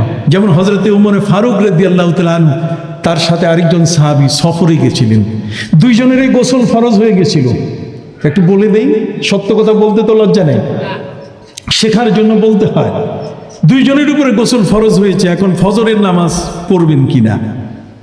কথা বুঝতে পারছেন? তায়াম্মুমের আয়াত নাজিল হয়েছে। এখন এই তায়াম্মুম সম্বন্ধে সাথী হযরতে উমরকে জিজ্ঞাসা করছেন যে, ওমর আমার উপরে তো গোসল ফরজ হয়েছে। ওমর বলছেন আমারও তো। কয় তাহলে তায়াম্মুম করবো কিভাবে? এই উজুর তায়াম্মুম কি গোসলে চলবে? কথা কোন? উজুর তায়াম্মুম কি গোসলে চলবে? হযরত ওমর ফারুক রাদিয়াল্লাহু তাআলা বলছেন, এই বিষয় সম্পর্কে আমার জানা নাই যে উজুর তায়াম্মুম দিয়ে গোসলের কাজ হবে কিনা। কথা বুঝলেন? সেই লোকটা করলো কি, তায়াম্মুম সম্বন্ধে উমর আপনি মাসলা দিতে পারলেন না? দেখেন আমি মাসলা দিতেছি। উনি কাপড় চোপড় খুলে পুরা মাটির উপরে গড়িমড়ি দেওয়া শুরু করছে, পুরা একেবারে। তায়াম্মুম কাকে বলে? মাথা থেকে পা পর্যন্ত তায়াম্মুম। কথা কি বুঝতে পারছেন? পুরা মাথার পা ব্যাপী তায়াম্মুম, বিশাল বড় তায়াম্মুম। হযরত ওমর মিসকে হাসি দিয়ে তিনি দেখছেন এটা আবার কোন দেশে তায়াম্মুম। হযরত ওমর বলেন, দাঁড়াও, নবীর কাছে তোমার বিরুদ্ধে আমি অভিযোগ করব। লোকটি বলল যে আমি এই তায়াম্মুম করে নামাজ পড়ছি ওমর, আপনি কিন্তু নামাজ পড়েন নাই, কাজে নবীর কাছে আমি অভিযোগ করব ওমর নামাজ পড়ে নাই। একজন আরেকজনের বিরুদ্ধে নালিশ করবে, অভিযোগ তৈরি করলো। আল্লাহু আকবার। দেখেন কোরআন কত ইন্টারেস্টিং। এটা কত বড় চমৎকার একখানা গ্রন্থ। আপনি কোরআন নিয়ে আগান, আপনি দেখবেন সারা দিন সারা রাত আপনি পড়ে থাকবেন। এই যে আমরা এটা নিয়ে পড়ে থাকি কেন? এটার স্বাদ যে কত চমৎকার, এটার যে রস কত সুন্দর, কতক্ষণ না, এর জ্ঞানটা যে কত পবিত্র এবং স্বচ্ছ, এটা যে কত সহজভাবে হৃদয়ঙ্গম করা যায়, হৃদয়ের প্রেক্ষাপটে কিভাবে এই জিনিসটাকে স্থাপন করা যায়, এই বিষয়টা যতক্ষণ পর্যন্ত আপনি কোরআনের স্পর্শে আসবেন না, ততক্ষণ পর্যন্ত আপনার জন্য বোঝা বড় কঠিন। সম্মানিত সুধী বন্ধুরা আমার, শেষ পর্যন্ত নবীজির কাছে চলে এসেছে। উমর বলছেন, হুজুর আজকে আমি এমন তৈয়ম্মম দেখছি যা কোনোদিন চোখে পড়ে নাই। উনি দেখেন পুরা বদর, কতক্ষণ না, বদর বুঝেন? বদর মানে কাপড় চোপড় যদি না থাকে তাকে বদর বলে। তো বদর, পুরা বদর দিগম্বর, কতক্ষণ না, পুরা দিগম্বর হয়ে সে তৈয়ম্মম করছে। বলছে হুজুর উনি কোনো রকম তৈয়ম্মম না করে নামাজ পড়ে নাই। তখন নবী করিম সাল্লাল্লাহু আলাইহি ওয়াসাল্লাম দুইজনের কথা শুনে এমনভাবে হাসলেন, নবীজির দাঁত মোবারক বের হয়ে গেছিল।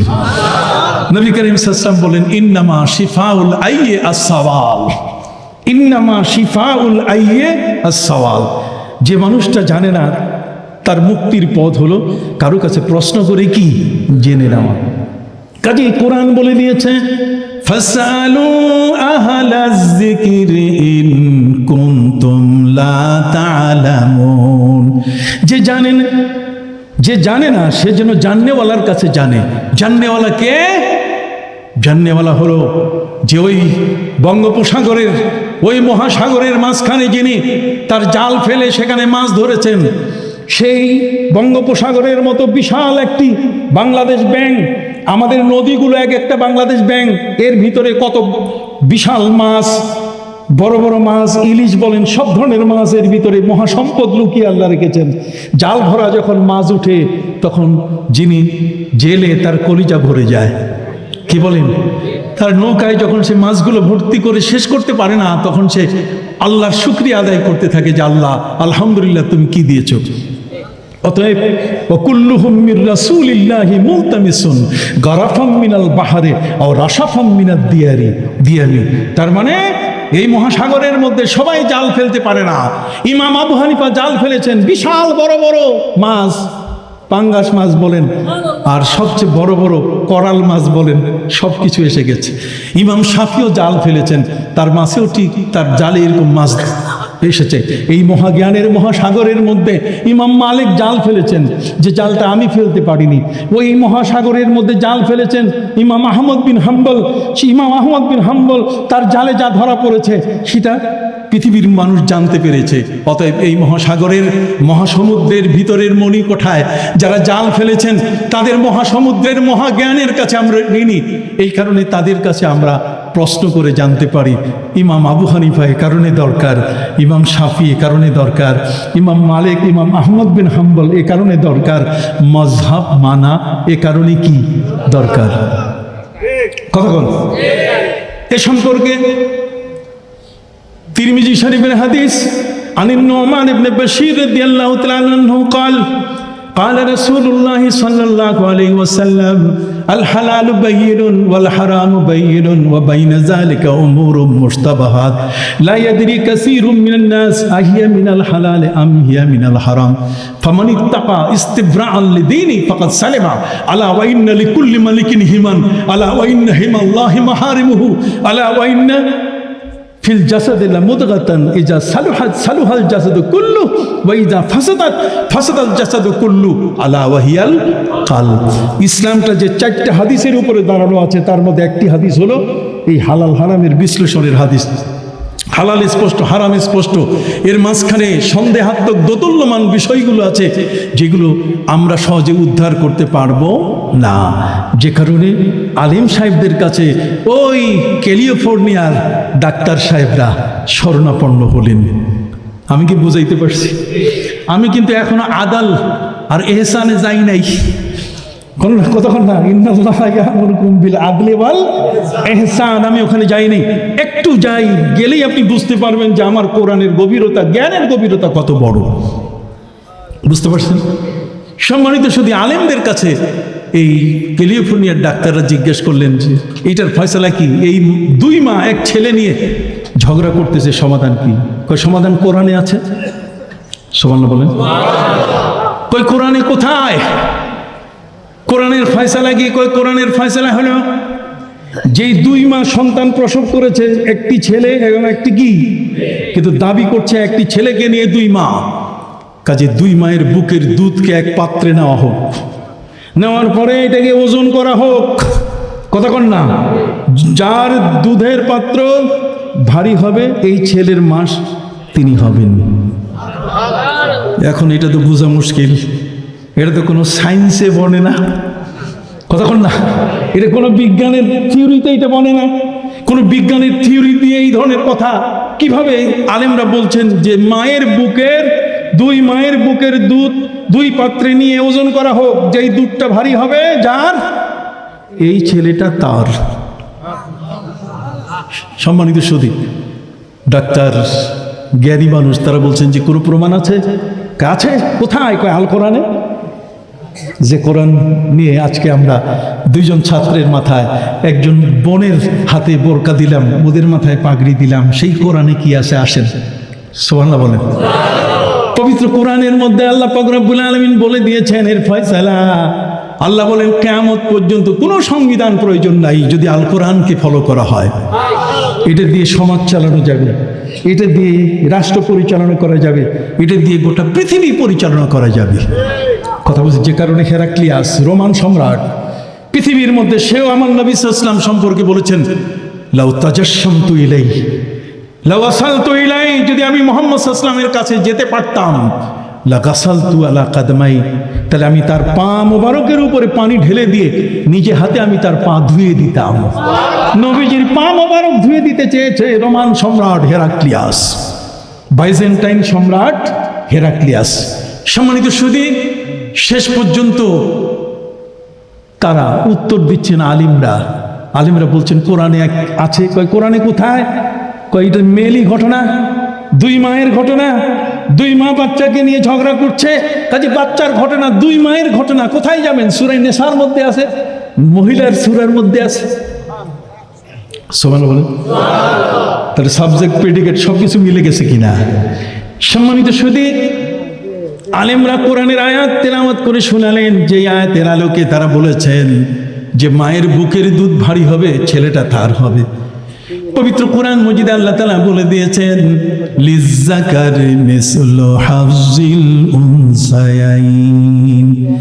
এতদিন আমরা পড়ছি যে এই আয়াতটা হচ্ছে জমি ভাগ বাটোয়ারার।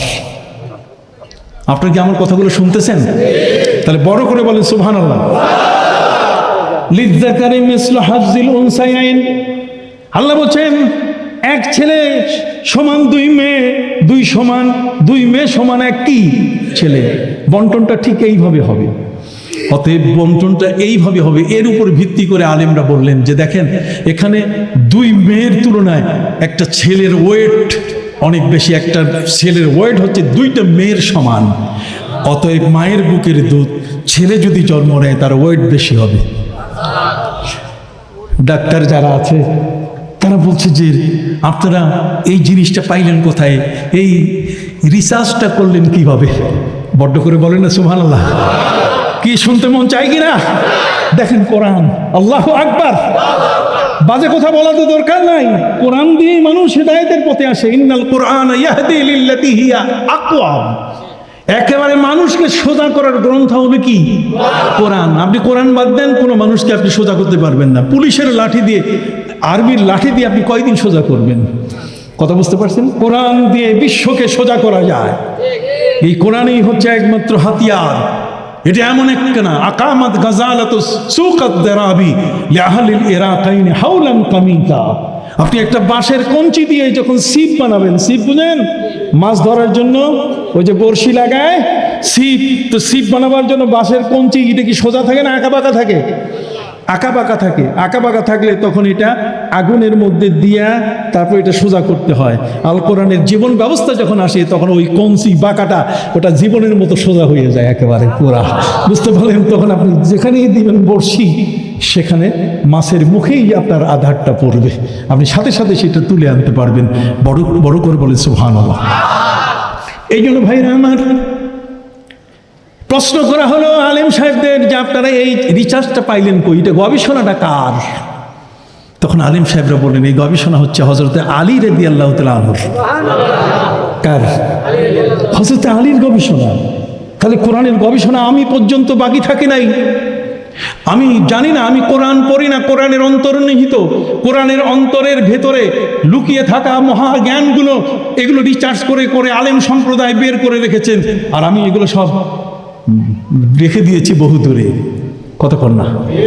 অতএব হযরত আলী রাদিয়াল্লাহু তাআলার সময়কালে এটি এই ইস্তিহাদ, এটার উপরে এই গবেষণাটা আসছে। কেমন? হযরত আলী রাদিয়াল্লাহু তাআলার সময়কালে একদিন অন্ধকারের মধ্যে, একদিন কি অন্ধকারের মধ্যে 2 মা সন্তান প্রসব করেছেন, একটি ছেলে একটি কি মেয়ে। এখন 2 মাই ঝগড়া, এই ছেলেটা আবার শেষ পর্যন্ত ওই সময় তো ডিএনএ টেস্ট অমুক তমুক কোনো ব্যবস্থা ছিল না, ফলে তারা চলে গেছেন কার কাছে? হযরত আলী রাদিয়াল্লাহু তাআলার কাছে। হযরত আলী রাদিয়াল্লাহু তাআলার কাছে যাবার পরে হযরত আলী বলছেন, তাহলে কাজ করো, এই 2 মায়ের বুকের দুধ ওজন করে দেখো কার বুকের দুধ ওজন বেশি হয়, যারটা বেশি হবে ছেলেটার মা সে হবে। হযরত আলীকে তারা জিজ্ঞেস করলেন যে আলী এটা কোত্থেকে পাইলেন? এটা কোরআন থেকে পাইছি। আসেন, হযরত আলী এখন কোত্থেকে বাইর করছে? কোরআনের আয়াত কিন্তু আরেকটা। সুবহানাল্লাহ বলেন। কোরআনের আয়াত আরেকটা আয়াত, কোরআনের আরেকটা আয়াতের মধ্যে আল্লাহ তাআলা বলছেন কি চমৎকার! আল্লাহ বলছেন ফাস্তাশহিদু শাহিদাইন, বিচারের ক্ষেত্রে তোমরা 2 জন সাক্ষী রাখবে। কয়জন? ফাইন লাম ইয়াকুনা, যদি 2 জন পাওয়া না যায়, ফারাজুলুন ওয়া ইমরাতান, তাহলে 1 জন পুরুষ আর 2 জন কি মহিলা। তাহলে 1 জন পুরুষ 2 জন কি মহিলা, তাহলে বোঝা গেল 1:2। কথা বুঝতে পারছেন? তেমন 1 জন পুরুষ সমান 2 জন কি। তাহলে সেই দিক থেকে পুরুষের ওয়েট মহিলার চেয়ে কি বেশি, এই জন্য পুরুষের কোমরের শক্তি বেশি। এই জন্য মায়ের বুকের দুধ যদি কোনো মা তার সন্তানকে না খাওয়ায়, নবীজি বলছেন তাকে সেনাবাহিনীতে ভর্তি করা যাবে না। আল্লাহর নবী বলছেন মায়ের বুকের দুধ যে শিশু খায় না, আমাদের মায়েরা রেড কাউ খাওয়ায়, দানো খাওয়ায়, সেরিলাক খাওয়ায়, কতক্ষণ না, বুকের দুধ সন্তানকে খাওয়ায় না। অথচ পবিত্র কোরআনের মধ্যে আল্লাহ পাক রব্বুল আলামিন মায়ের উপরে দায়িত্ব দিয়েছে। আপনি কি জানেন? পবিত্র কোরআন মজিদে আল্লাহ বলেছেন ওয়াল ওয়ালিদাতু ইউরদি'না আওলাদাহুন্না হাওলাইনি কাবিলাইন। একটি বাচ্চা তার মায়ের বুকে 2 বছর দুধ পান করার কি অধিকার রাখে। সুবহানাল্লাহ বলেন। এ নিয়ে অনেক ঘটনা, আমি সেদিকে যাব না। হযরত উমরের শাসনকালের এক বিশাল ঘটনা এর সাথে জড়িত। আমি এই কথা শেষ করে আগাতে চাই। এই ছেলেদের মাথায় পাগড়ি দিয়েছি, আমি আবেগ আপ্লুত হয়ে গেছি আপনাদের কাছে। কি বলেন, ঠিক কিনা? যে মাদ্রাসা আজকে আমার সাথে দেখা করেছেন আমাদের ফারুক সাহেব ভাই আমার, উনি আমাদের আজকের স্বনামধন্য ব্যক্তি, তিনি এর সাথে অ্যাডভোকেট সাহেব, উনি কোথায়, আরো অন্যান্য যারা আছে, এই মাহফিলের আয়োজক যারা, যুবক জিন্দা মানুষ। আমার নবী সাল্লাল্লাহু আলাইহি ওয়াসাল্লাম বলছেন ওয়ালাকাদ আওয়ানানি আশ-শাবাব ওয়া খালাফানি আশ-শুয়ুখ। আমার নবীজি বলছেন যে বুড়ারা আমার ইসলামের বিরোধিতা করেছে আর যুবকরা ইসলামকে দাঁড় করাই দিয়েছে। যারা বলেন বুড়ারা কি ইসলামটাকে বিরোধিতা করেছে। ওয়ালাকাদ আওয়ানানি আশ-শাবাব ওয়া খালাফানি আশ-শুয়ুখ। সাহেব যারা, বুড়ারা, বুড়া মানে আপনারা না, বুড়া মানে ওই যুগের আবু জাহাল, কতক্ষণ না, ওই যুগের কি আবু জাহাল, ওই যুগের আবু লাহাব, তারা ইসলামকে পিছিয়ে দিয়েছে। আর যুবক হযরত আবু বকর সিদ্দিক, হযরত উমরের মতো ব্যক্তি, কথা বুঝতে পারছেন, ইমামকে, ইসলামকে এগিয়ে দিয়েছেন। অতএব আজকের এখানে যারা এই মাহফিলের যা আয়োজন করেছেন, আমি তাদের মোবারকবাদ জানাই। আপনারা সবাই মিলে তাদেরকে একটু থ্যাংক ইউ দিবেন না? তাহলে ইসলামের থ্যাংক ইউ কি? মারহাবা। যারা বলে ইসলামের থ্যাংক ইউ কি? আবার বলে ইসলামের থ্যাংক ইউ কি? তাহলে কাউকে যদি আপনি থ্যাংক ইউ দেন, তাহলে থ্যাংক ইউ দরকার নাই। আপনি জানেন কবি কি বলেছেন? তৌহিদের হায় এ চির সেবক, ভুলিয়া গিয়াছি সে তদবীর, দুর্গা নামের কাছাকাছি প্রায় দুর্গায় গিয়া লুটাই শীত। তৌহিদের হায় চির সেবক, ভুলিয়া গিয়াছি সে তকবীর, যে তকবীর আমাদের মুখে আসা দরকার, যে শব্দগুলো, যে বাক্যগুলো, যে সেন্টেন্সগুলো আমাদের ব্যবহার করা দরকার, মারহাবা, এগুলো সব ভুলে আমরা নতুন ওদের চালে পড়ে ওদের ভাষাগুলো আমরা ব্যবহার করছি। যে কারণে আল্লামা ইকবাল বলেছেন, আল্লামা ইকবাল তিনি কি চমৎকার করে তার ভাষা দিয়ে তিনি বলে দিয়েছেন कि उन्हीं की महफिल सजा रहा हूँ, चिराग मेरी है रात उनकी, उन्हीं की मतलब कहा रहा हूँ, जबा मेरी है बात उनकी। আমি বাংলায় বলে দিচ্ছি, আমরা তো উর্দু ফার্সি পড়া মানুষ, আমরা তো এগুলো পড়া মানুষ, মন্থন করা মানুষ। সম্মানিত সুধী বলছেন যে আমার বাতি, আমার বাতি, আমার বাতি দিয়ে আমি সভা সাজিয়েছি, আর সেখানে ওই সভা চালাইতেছে ইহুদি খ্রিস্টান। তেল জ্বলে আমার, আর সভা করে ইহুদি খ্রিস্টান। उन्हीं की महफिल सजा रहा हूँ, चिराग चिराग मेरी है रात उनकी, उन्हीं की मतलब कहा रहा हूँ, जबा मेरी है बात उनकी।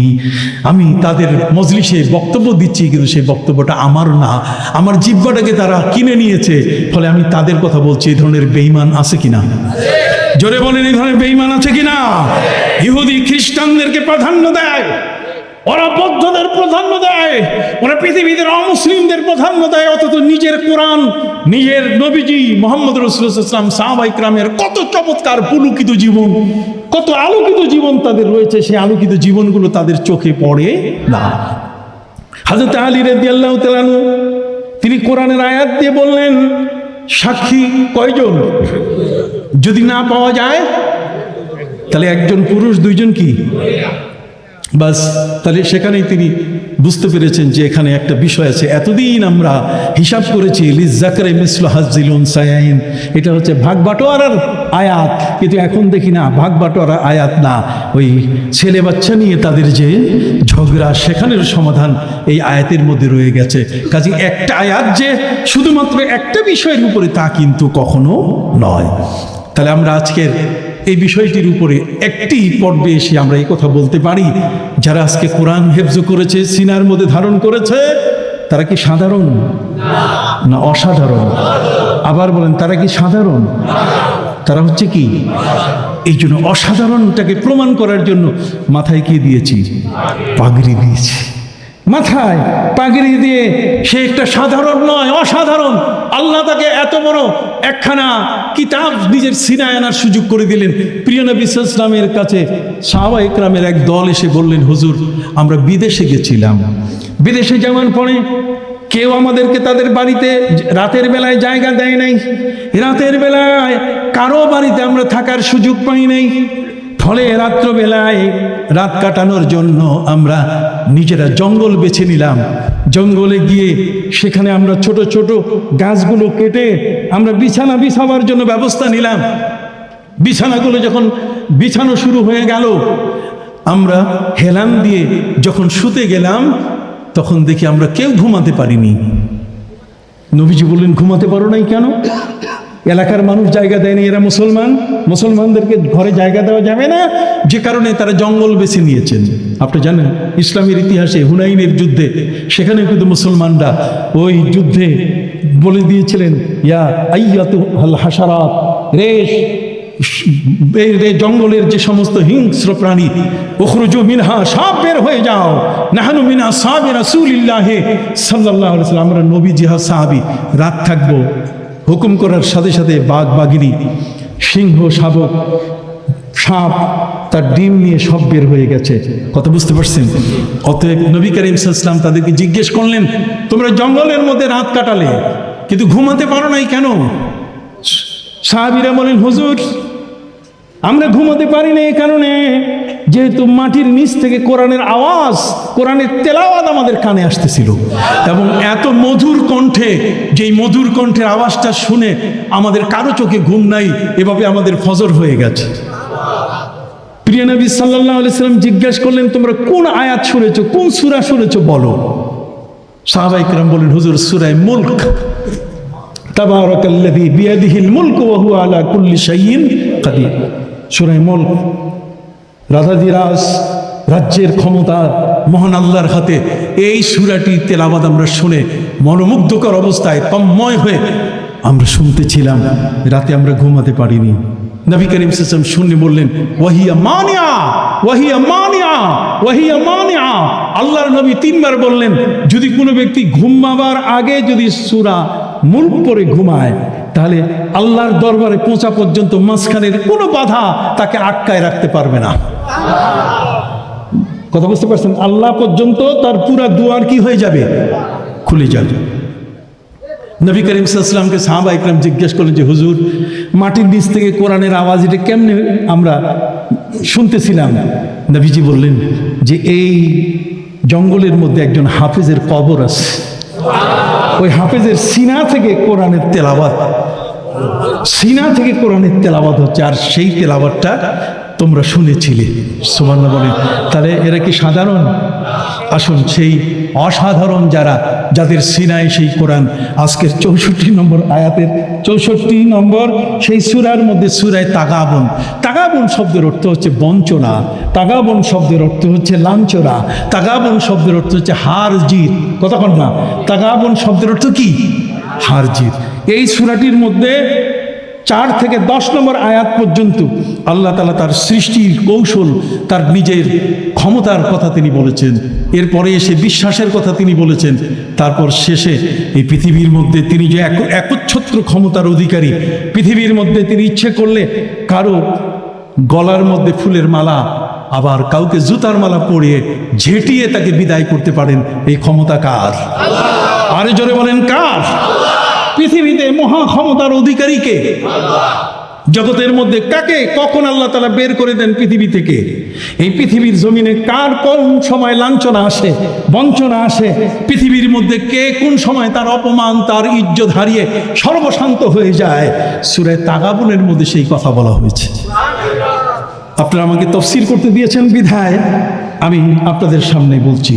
সম্মানিত সুধী, আসুন শুরুতেই মহাগ্রন্থ কোরআনের একটি বিষয়, জগতের মধ্যে যে সমস্ত কবি আসছেন, কবি, কথা বলেন, কবিদের একটা বিশাল জগৎ। কবিদের জগতের মধ্যে কিছু কবির নাম আমি বলি, আপনারা শুনেন। যেমন কবি ইমরুল কায়েস, কথা বল না, আরব্য কবি ইমরুল কায়েস, জাহেলিয়াতের কবি।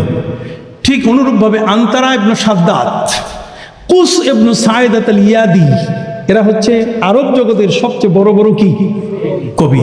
আর নবীর যুগে নবীর জন্য কবিতা পড়া আল্লাহ তাআলা নিষেধ করে দিয়েছেন, তার জন্য এটা মানানসই নয়।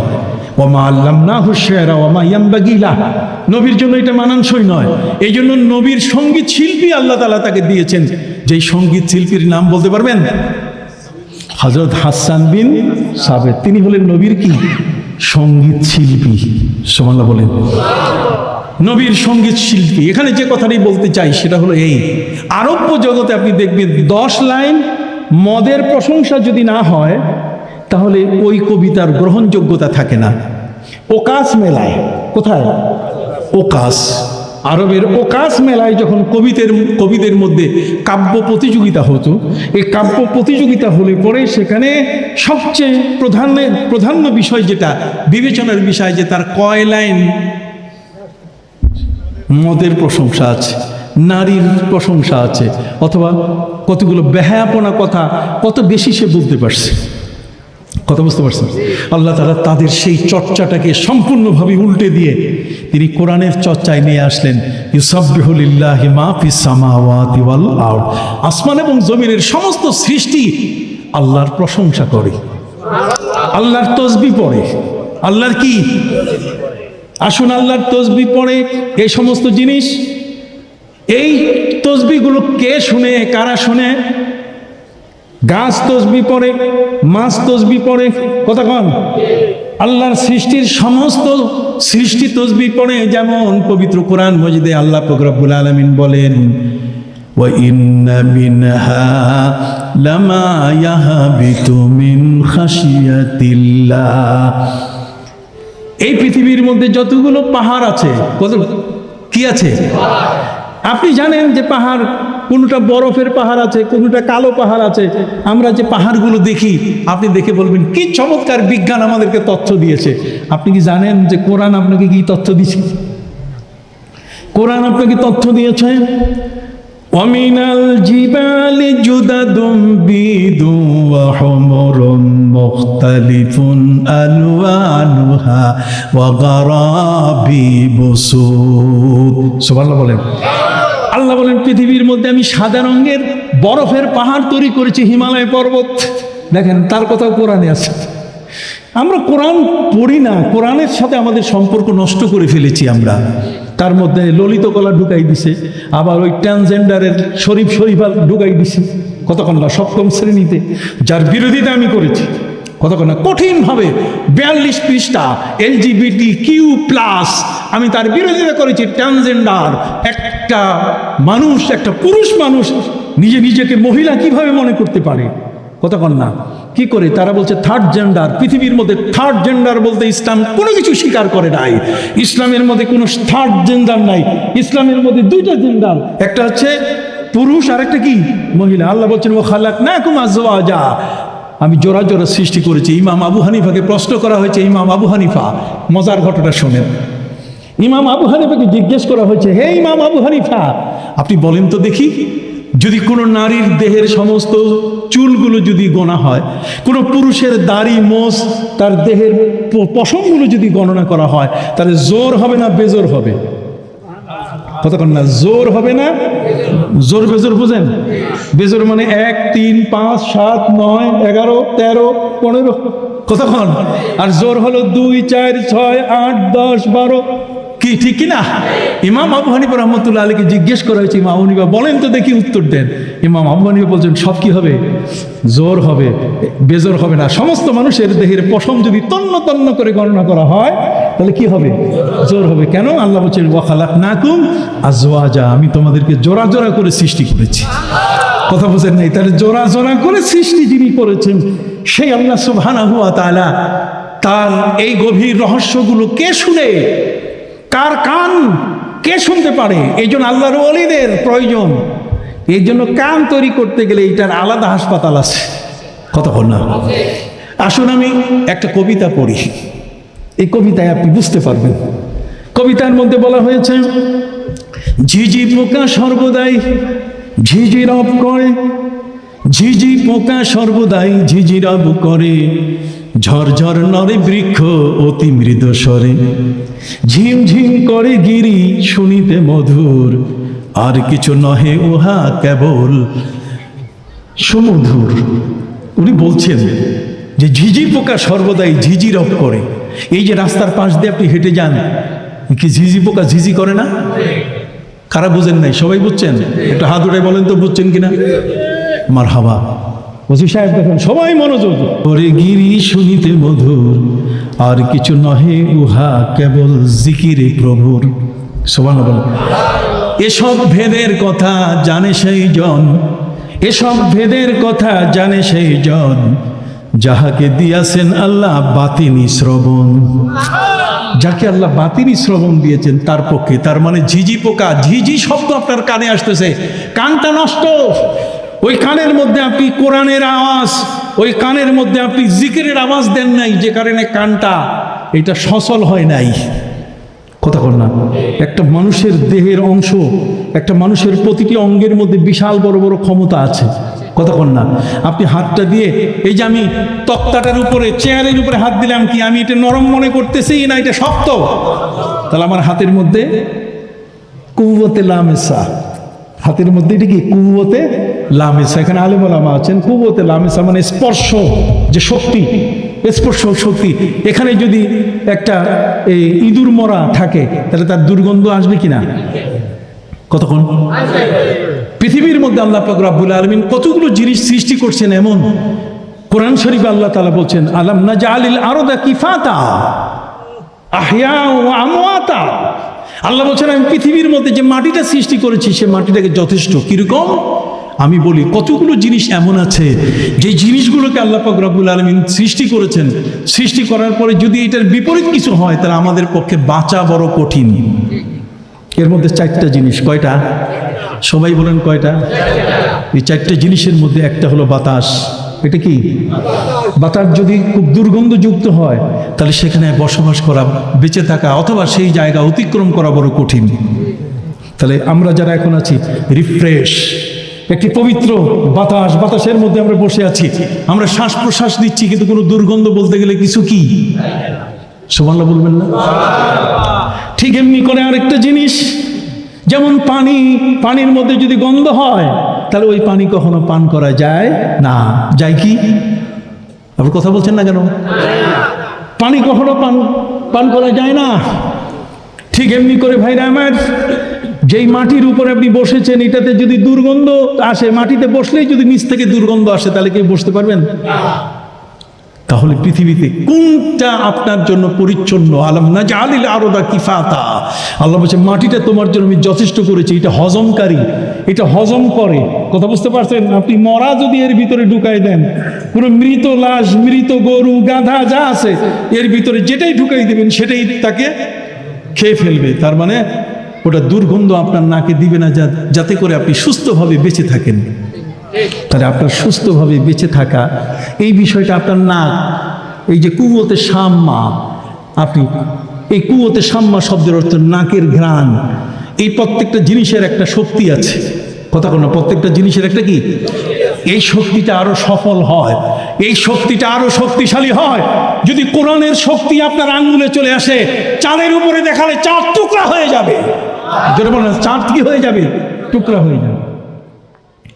या इलाही कर दे मुझको उस नबी के सामने जिसने कर दी चाँद को टुकड़े काफिरों के सामने। पढ़ती ना छोटो गले, या इलाही कर दे मुझको उस नबी के सामने जिसने कर दे चाँद को टुकड़े, যিনি আঙ্গুল দিয়ে চাঁদকে টুকরা করছেন।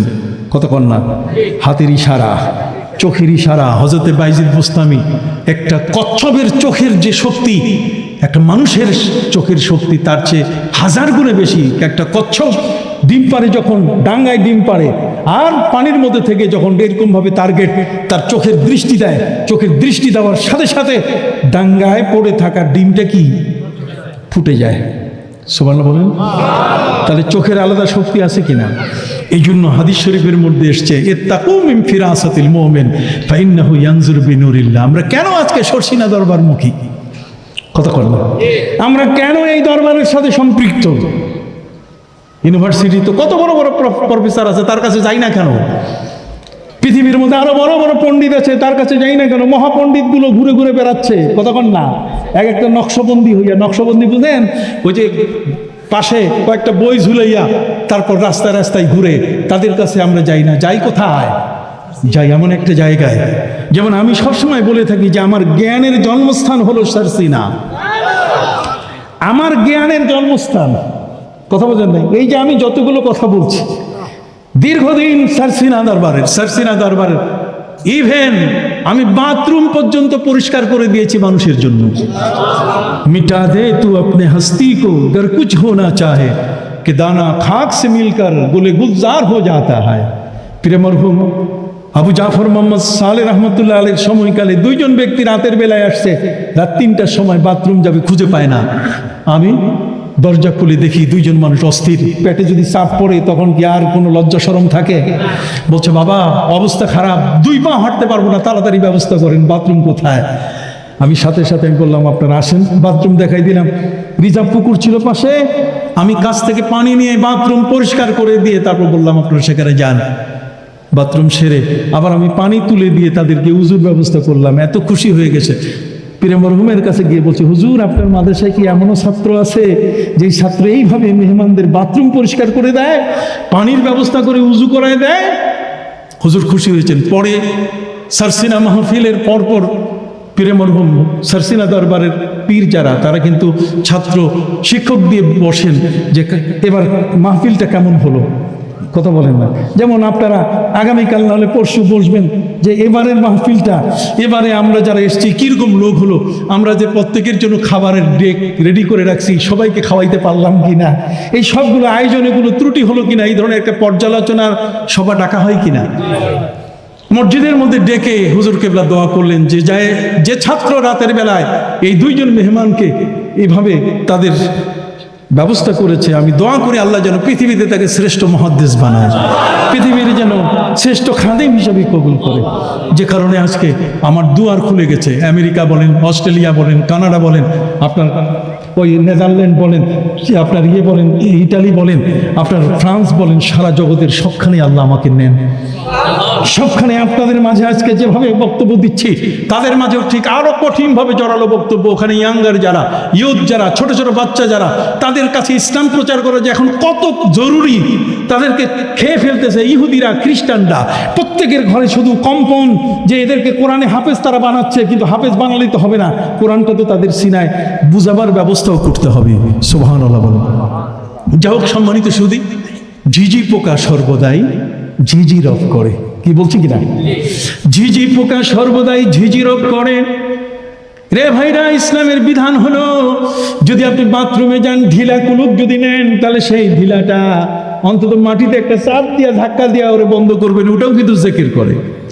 বলবেন যে হুজুর এটা কোথায় আছে? কোরআনে আছে, ওয়া ইম মিন শাইইন ইল্লা ইউসাব্বিহু বিহামদি রাব্বিহি ওয়ালাকিন লা তাফকাহুনা তাসবিহাহুম।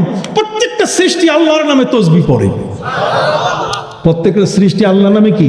তাসবিহ পড়ে। এই জন্য সূরা তাগাবুনের এই প্রথমে একটা আয়াতই বোধহয় আগাইতে পারবো না, 18 নম্বর পর্যন্ত যাওয়া বড় কঠিন।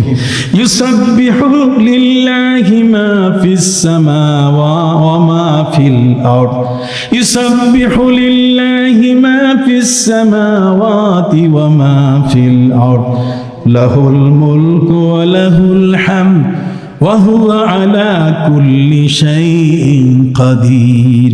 কবিরা মদের প্রশংসা করে, আর আল্লাহ বলছেন যে আমার প্রশংসা হয় এই সমস্ত সৃষ্টির মাধ্যমে। জোরে বলুন সুবহানাল্লাহ। সেই সৃষ্টি যারা আল্লাহর প্রশংসা করে, সেই সৃষ্টি কারা?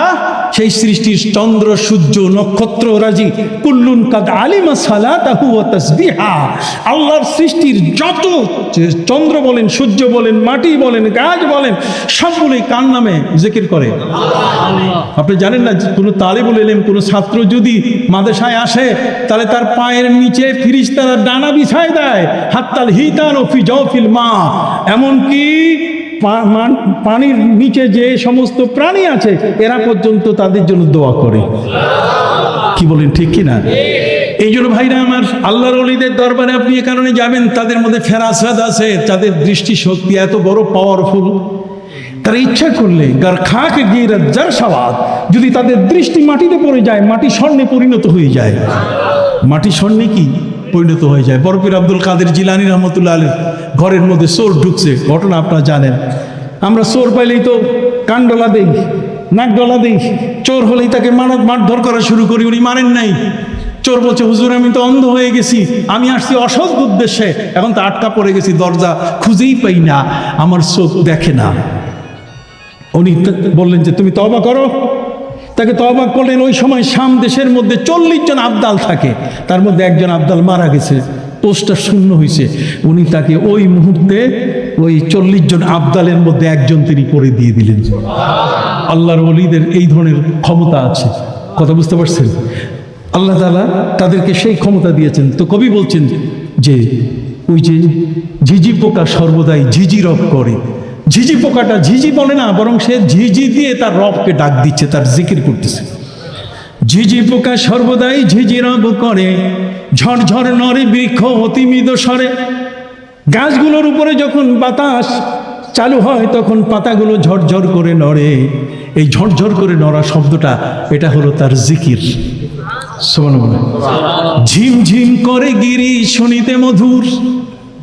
আপনি পাহাড়ি এলাকায় যাবেন, তখন আপনি দেখবেন যে ঝিম ধরে আছে। ওই ঝিম ধরে থাকাটাই সে আল্লাহর জিকিরে মশগুল আছে। ঝিমঝিম করে গিরি শুনিতে মধুর, আর কিছু নহে উহা কেবল জিকিরে প্রভুর। এসব ভেদের কথা জানে সেই জন, এসব ভেদের কথা জানে সেই জন, যাহাকে দিয়াছেন আল্লাহ বাতিনি শ্রবণ।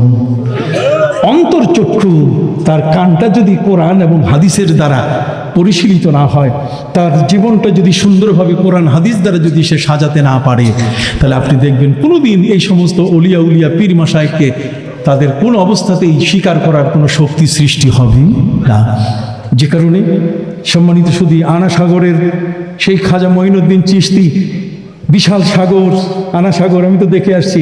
সেই আনা সাগরের মধ্যে এক বদনা পানি, ওরা উজু করার পানি দিবে না। ব্রহ্মচারী যারা, তারা কিন্তু উজুর পানি দিবে না। বাস উনি বলছেন ঠিক আছে, উজুর পানি না দিলে এক বদনা পানি তো দিতে পারে। ঠিক আছে, এক বদনা নিতে পারে। ওই এক বদনা লাগাইছে, পুরো সাগরের পানি ঢুকে গেছে। কারামতুল আউলিয়ায়ে হাক্কুন, আল্লাহর ওলিদের কারামত কি? সত্য। অতএব আল্লাহর ওলিরা যারা যেখানে শায়িত আছেন, আপনার মির্জাগঞ্জের খলিফা সাহেব রহমতুল্লাহ আলাইহি, একজন খলিফা মানুষ, তিনি এসছেন শরীয়তপুর থেকে। এখানে আসার পরে দোকান বিছায় রাখতেন, সেই দোকান থেকে যে যার মাল নিয়ে যাইতো, আবার পয়সা দিত। কি বলেন, ঠিক কিনা? ঠিক। উনি সেলাই করতেন। খলিফা মানে ওই খোলাফায়ের 80 দিনের খলিফা না, কথা বুঝতে পারছেন? কিন্তু সেই মানুষটি তার এই সাধারণ জীবন দিয়ে তার বাহ্যিকটাকে তিনি মানুষের সামনে দেখিয়েছেন, কিন্তু আধ্যাত্মিকতায় তিনি ছিলেন পরিপূর্ণ। কথা বল না? আপনি দেখেন এখানে আরো অনেক আল্লাহর ওলিরা শুয়ে আছেন কিনা? ট্যাংরাখালি বলেন, আল্লাহর ওলিরা সেখানে শুয়ে আছেন। ঠিক অনুরূপভাবে আপনি দেখবেন ওই যে জি চৈতা দরবার, এখানে তো আছেন তো চৈতা দরবার, আলহামদুলিল্লাহ কত বড় আল্লাহর ওলি এখানে শুয়ে আছেন চৈতা দরবারের। তারপর আপনি দেখেন এখানে আছে না, যে রাস্তার পাশে পটুয়াখালী যাইতে পাঙ্গাসিয়া বলেন, চরমোনাই বলেন, আমরা কারো বিরোধী নই। আল্লাহর ওলি যারা, হক্কানি ওলিদেরকে আমরা সমর্থন করি। কথা বুঝতে পারছেন? সারসিনা দরবারের আজ সেখানে শুয়ে আছেন যে সমস্ত ওলিয়া উলিয়া, তার মধ্যে হযরত দাদা হুজুর কেবলা রহমতুল্লাহ আলাইহি, যিনি তার পীরের হুকুম ছাড়া পুকুর থেকে উঠেন নাই। কথা বল না? এই বাংলাদেশের মধ্যে সবচেয়ে বড় যিনি বুখারীর হাফেজ ছিলেন, কথা বল না? সেই হাফিজে বুখারী সরসিনা এসছে, যার কাছে বুখারী আছে তার কাছে আবার পীর দরকার কি? কতক্ষণ না, তিনি চলে আসছেন এখানে আসার পরে বলছেন হুজুর আমাকে মুরিদ করেন। উনি বলছেন না বাবা, আপনার মতো এত বড় আলেমকে মুরিদ করার মতো ক্ষমতা আমার নাই, আমার ভয় হচ্ছে। আপনি চলেন আমার পীরের দরবারে ফুরফুরা। আমরা হলে তো ওরে দিয়ে ঢোল বাজাই ফেলতাম বিরাট বড়, যে আমার বুখারীর হাফেজ আমার মুরিদ। কথা বলছেন নাই? পয়সা পাতির দুয়ার খুলে যেত, কতক্ষণ গরু ছাগলের দুয়ার কি খুলে যেত, কিন্তু তা না। আল্লাহর ওলি যারা, তারা নিজেদের অস্তিত্বকে বিলীন করে দিয়েছে। আমেরিকা থেকে একজন ব্যক্তি নাদুস নুদুস দেহ নিয়ে আসছে সরসিনা পীর সাহেব দাদা হুজুর কেবলার কাছে। কথা বুঝতে পারছেন? আসার সময় রাস্তায় এক দোকানদারের কাছ থেকে, বইয়ের দোকান থেকে একটা ওজিফার বই কিনে নিয়েছে। এই জন্য যে পীর সাহেব বলবেন, দাদা হুজুর সরসিনার হুজুর বলবেন যে হুজুর এই বই থেকে আমার বিদ্যা দেন, এই বই থেকে আপনি দাগাই দেন। আমাদের ছাত্ররা যেমন নোট দাগায় নেয়, ঠিক অনুরূপভাবে দাগাই দিলে এগুলো আমি আমল করব।